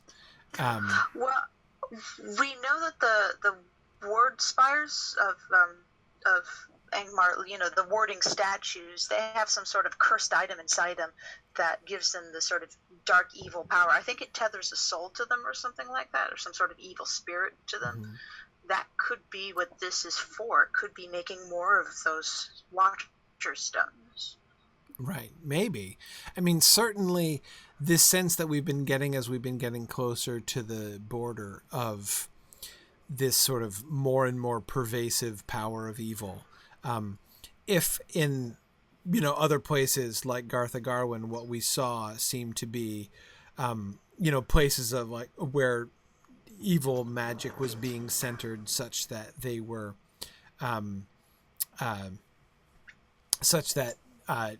like horrible things were happening and coming, the spots where those was this, sort of polluting center of an evil in that place.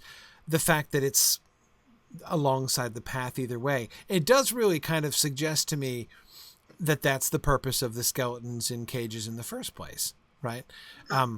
Not merely for decor, because they're very attractive in their own macabre way, and not for any kind of effect, like emotional effect or psychological effect it's meant to have exactly on people coming in the sense of being a deterrent for crime or something like that, but rather because it's designed to create dread. It's supposed to create that sort of atmosphere, of evil that creates desolations in the first place. And then as we get further in and closer to the border here, we get the factories, right? These evil, polluting, noxious runestone pillars, altar things, which seem to be just kind of increasing that same effect. And as we've seen, the ground is more desolate and now more and more thoroughly covered with those twisted vines which seem to be choking out every other kind of life. Worth noticing in that in this game, the elves are actually way more susceptible to dread, so this would be a great elf deterrent. Oh, really? I'd never really noticed that. That's one of the things we have to overcome in the game, is we are more susceptible to dread. Right. Oh, and there's the statue. Yep, there's a big old Watcher statue. So that is the statue going to kill us? Yeah, probably. Yeah. Well, if you stand around it long enough, it will, but it won't do it like the other one. Oh, so we can get past if we just run past. Yeah, if you get up close to it, you get dread, and it'll just keep increasing. What's really sad is beyond this statue. See, there's the one gibbet there, but way around the corner is one lonely guy hanging there, and that's it. It's really sad. Like, what did he do wrong? They just that's for the future gibbet pass that is under construction. Maybe that's it. Yeah, maybe it's under construction. Any volunteers? Okay. Well, all right. So I have questions about these statues. I have bunches of questions about these statues. My first being, what is it? That is also my first question about these statues. I think the last time I was attempting... we don't see anything like this. I mean, there are no creatures that look like this anywhere. No. The sort of Pazuzu knockoff thingy here. Because it looks like it has a human torso, right? Right. Yeah. But no arms, just draconic wings instead. Well, the wings are the arms, just like exactly. The arms become wings. Like a Merrivale type thing. Right. Yeah. But it's the face is all... And a snake. Yeah. I mean, this seems to be just a monstrosity, right? Like an artistic depiction of some kind of, sort of bizarre kind of bastard creature. Yeah. It's got scales on it, and its head is kind of ichthyoid, like this is some sort of creature of the deep. But then why does it have wings? Right. So bizarre. Yeah, I mean, I see what you mean about ichthyoid. Like the mouth looks kind of fishy, but like it's almost like an anglerfish with two little dealy bops on it. Yeah, I was thinking that same thing. We don't ever see anything like this, right? No. It's very Lovecraftian or Dunsany kind of ish. Yeah.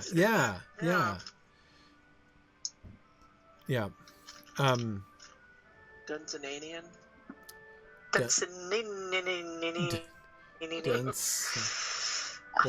Man, I'm tired too. Dunsanian? Yeah.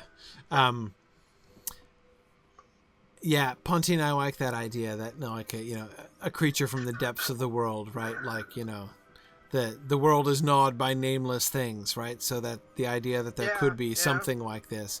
But that's really my question: is this a faithful depiction of something that we just have never met and are kind of glad that we've never met it, or is this some kind of abstract, sort of attempt to capture in an abstract way some kind of principle of evil? And express it through the sculpture. The symbolisms of Morgoth's destruction kind of thing. Yeah. I mean, is it even to be interpreted? I mean, because the way in which, I don't know, maybe it's not quite right to say that the different parts of the body don't really suit each other, don't really fit. I mean, the upper, like his wings, they only look like wings from the elbow down. His upper arms don't look like wings. Right. Mm-hmm. Which is weird, right? I mean, that's very unusual. So it's kind of like a bat, but it isn't like a bat because bats have wings all the way up to their armpits. I mean, it's not, it's wings all the way down. It's not just like little half wings at the end. I feel like the sculptors of these are similar to the sculptors on the door, where they have a general idea but no real knowledge of anatomy. Right. Yeah, I mean, the head doesn't really seem to fit the body, like not the neck and the chest anyway, which looks more like human or sort of vaguely human. And then you've got the serpent body, which is again disproportionate. I mean, it's got like a, this tiny little wasp-like waist, right? And the serpent part of him looks far too thin and short. It reminds me of one of the creatures in Mountains of Madness was kind of described as these sort of strange kite creatures with long tails or something. I forget what it was. Yeah, I mean, but that's the thing. He doesn't even have a long tail. He's got this short little tail. I mean, like, the lower half of his body looks more like a flagellum than it looks like a serpent, Yeah. Dendril. Some sort of dendril or some sort. Yeah. The black communities need better arts funding. Exactly. More money for like sculptors, or that, but see, possibly it's a brilliant sculpture. That's the thing. I don't know. Look at the plinth. They didn't take much care with that, did they? They just sort of hacked it out, didn't they? Oh, I don't know. It's a rather attractive plinth. I'd hate to think it was an accurate sculpture of anything, actually. Well, see, that's the thing. But if it's not, see, here's what I would like to think. I would like to think that we're actually meant to interpret this statue allegorically, right? Like bottom half of a serpent with the chest of a man and like the arms of a bat and the head of a, I don't even know what, fish, dragon, lizard, not quite sure what the head is meant to be. Maybe this is just the fever dream of an artistic madman. But it really caught on, if so, right? Because these things are all over the place. They commissioned a whole bunch. Yeah, that's right. They just got the one madman to work in bulk, unfortunately. Yeah, exactly. They got a wholesale deal from it. That's right. Well, that begs the question, who is making these identical copies of the same sculpture and why? On the one hand, he's crazy, but on the other hand, he can churn these puppies out like nobody's business. Right. So let's keep him employed. On the third hand, no one... Well, yeah, and the other one is maybe no one else just had an idea, so they're like, let's just go with that. Well, the other thing is it could be, that he made a whole bunch of these and he couldn't sell them. And, so he like... We don't know what it is either, but we got it on like a really good deal. Yeah. Okay, so actually, maybe he's the guy that's around the corner. I was just going to say that, yeah. That's why they put him behind... It's a position of honor, Trish, you see. That's why. Maybe, yeah. Yeah. Maybe this is the Witch King's sort of. Maybe this is his tragic backstory. He really wanted to be an artist. Oh, there you go. No one really believed in his genius, but he had 50 of these. But so when he turned to the dark side, it was just, hey, I had these lying around. Yeah. Or maybe that's why he became so unpopular. Could be why he became the Witch King. He was like shunned by his fellow artists. Well, or touched by some evil spirit communication. Maybe the ring. Maybe that was his power of the ring. It was giving him these evil visions of these things. Do you think the arms are tattooed? I think they're scale patterns myself. That's what it looks like to me too. I don't think it's tattoos either. I think it's pretty cool tattoos though. I think they are. It's hide.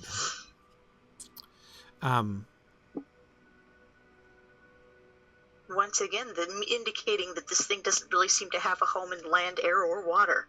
Yes, exactly.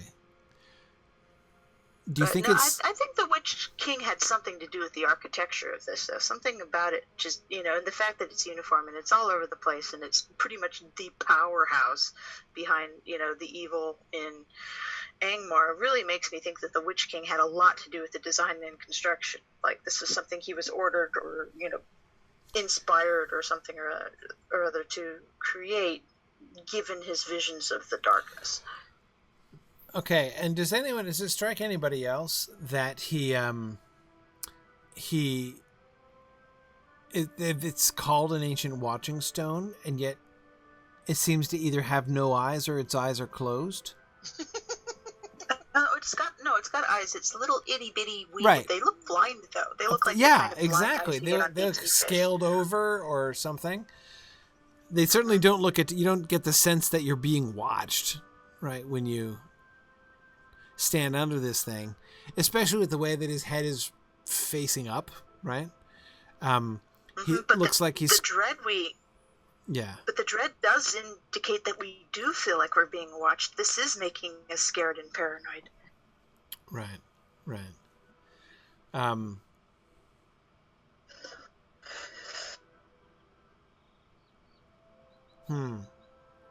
Yeah, Finn is thinking about the silent watchers in Mordor. Finn I was too, of course, thinking about those silent watchers or sentinels that end up at the Tower of Cirith Ungol. We were just talking about those at the end of last week's class in the War of the Ring class. Yeah, they certainly make me think of that. And notice how even just like the fact that they're called watching stones does suggest that it's related to the Silent Watchers, right? The Silent Watchers of Minas Morgul. Yeah. Hey, it's the word British theme that we're hearing again. That's great.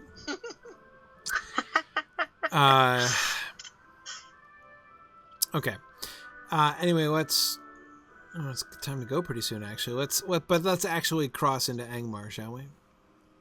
Because we're still like here on the borders, the very edge of... Oh, look, the sun came back out. Is that how you know you're in Angmar, when the sun comes back? Now. Yeah. Oh, has it like really. literally sunrise? Okay, so we get spiders right away when we cross over. And it's grassier. Creepy music. Right, we do get I think this is close to the Earthkin settlement up ahead. No, is it? I thought it was. That's. I think up on the top. I thought that of was the on cliffs. the other road. It is. Yeah, but it's like this runs underneath it or something. So. Right. I don't know.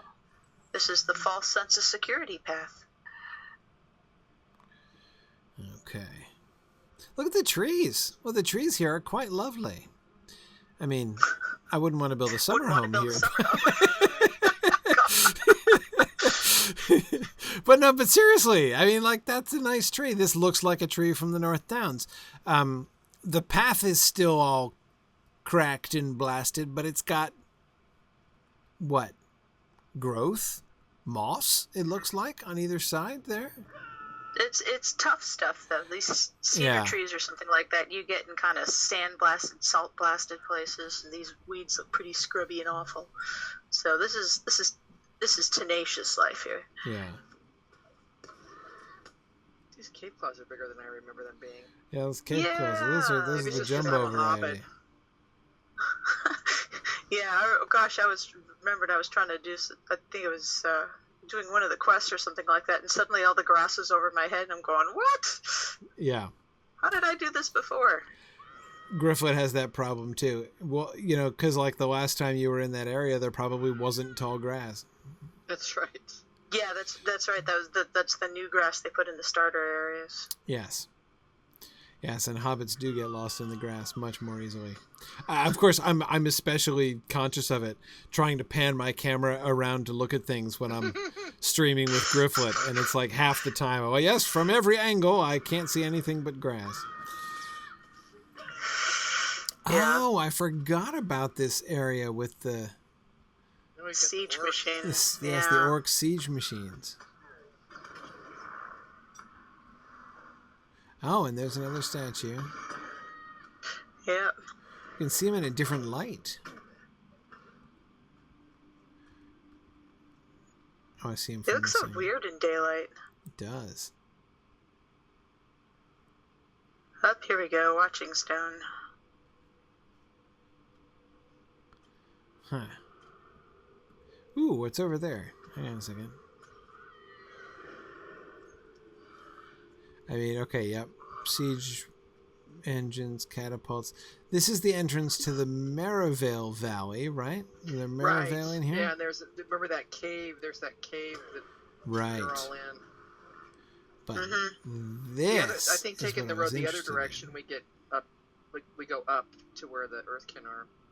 Yes. Yes. Or maybe this way, yeah. So now, what is this? Exactly. There are banners on it. They seem to be too uniform to be captured banners, like the banners of your enemies or something. Plus, yeah, we can see inside. Look at it. They're all over the place. It's not laundry, is it? Nah, I like how there's spikes on the side to discourage climbing. Yeah. It's like the spikes that keep pigeons from landing on windowsills, except it's... Actually... The Merrivale has the same deal, which the upper arm. Well, I guess it's the other way around. The upper arms are like human arm. Yeah, they do. She's got wings. But you're right; it doesn't go to her armpits, or to her back. Right. Yeah, they got these little spiky tree dealies too. I wonder if it has something to do with their nesting habits. You think? Oh, I got a roving thread. There's so many. Are those? I those are their banners? See some nests up there. I can actually see some like nesting areas up there. Yep. Oh yeah, they're lots of fun, these gals.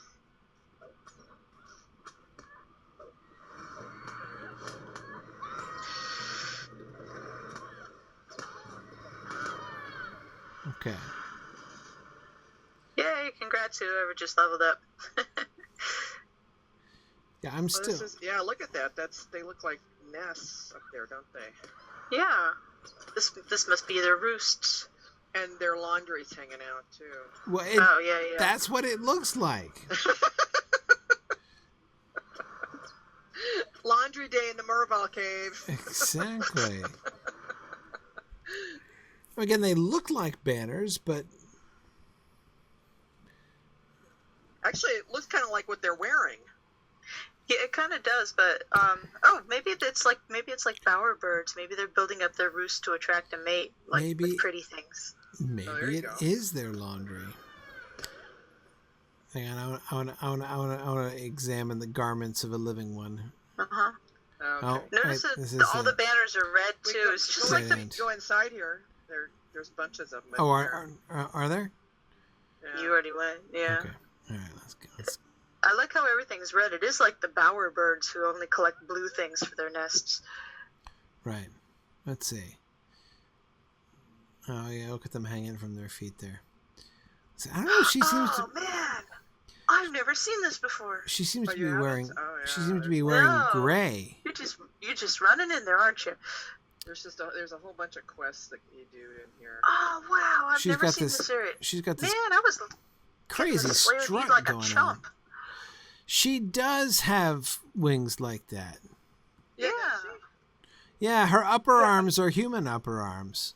From the elbow Is that up. how that's how this? So the statue's that way too, right? Upper arms, humanoid. Upper arms are humanoid. Yeah. Yep.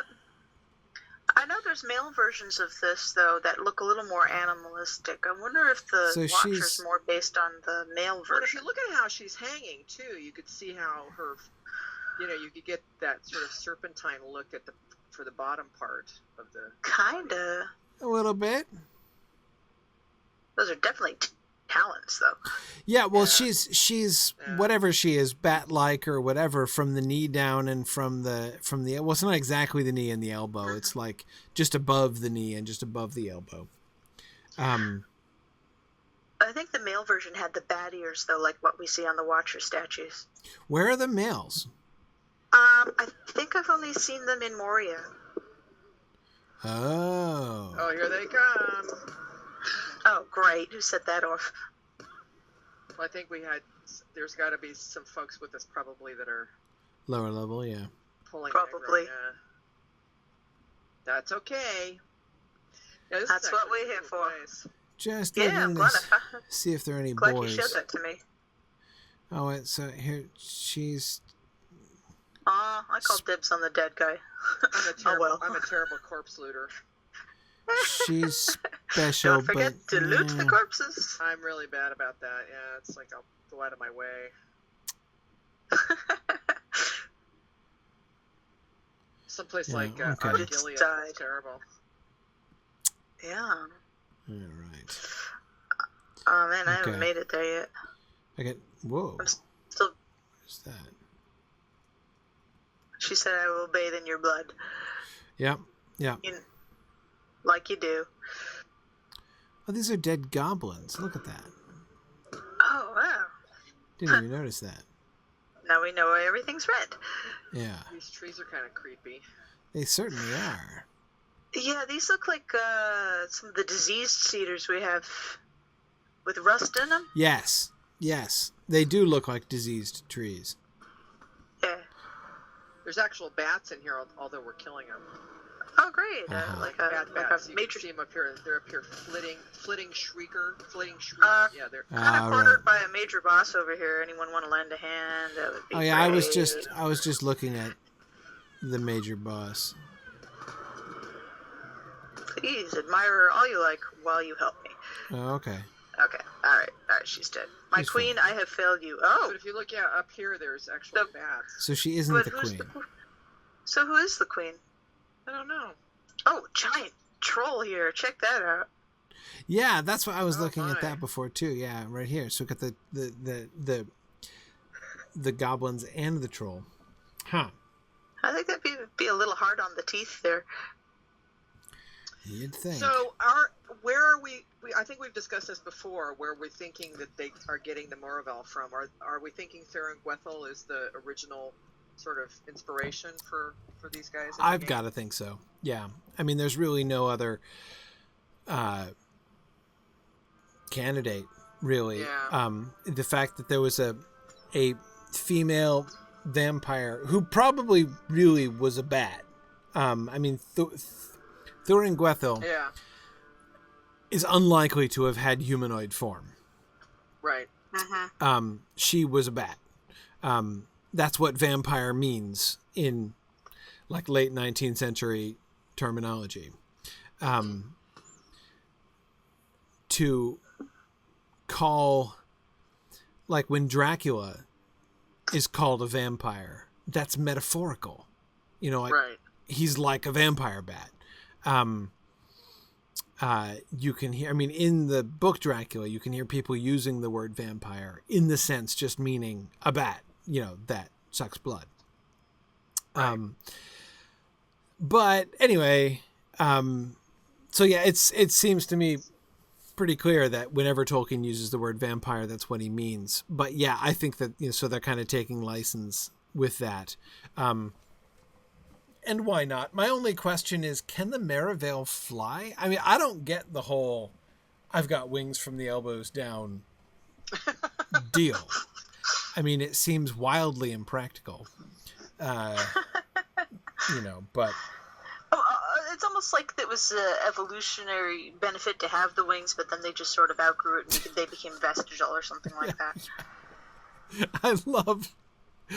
I love evolutionary arguments about Tolkien's monsters. It's one of my favorite things. I like how they kept truer to the spirit of the bat than just making them, right, like the two brunettes and the blonde in Dracula. Right, exactly. They actually went out of their way to bestow more animal traits on them. Right.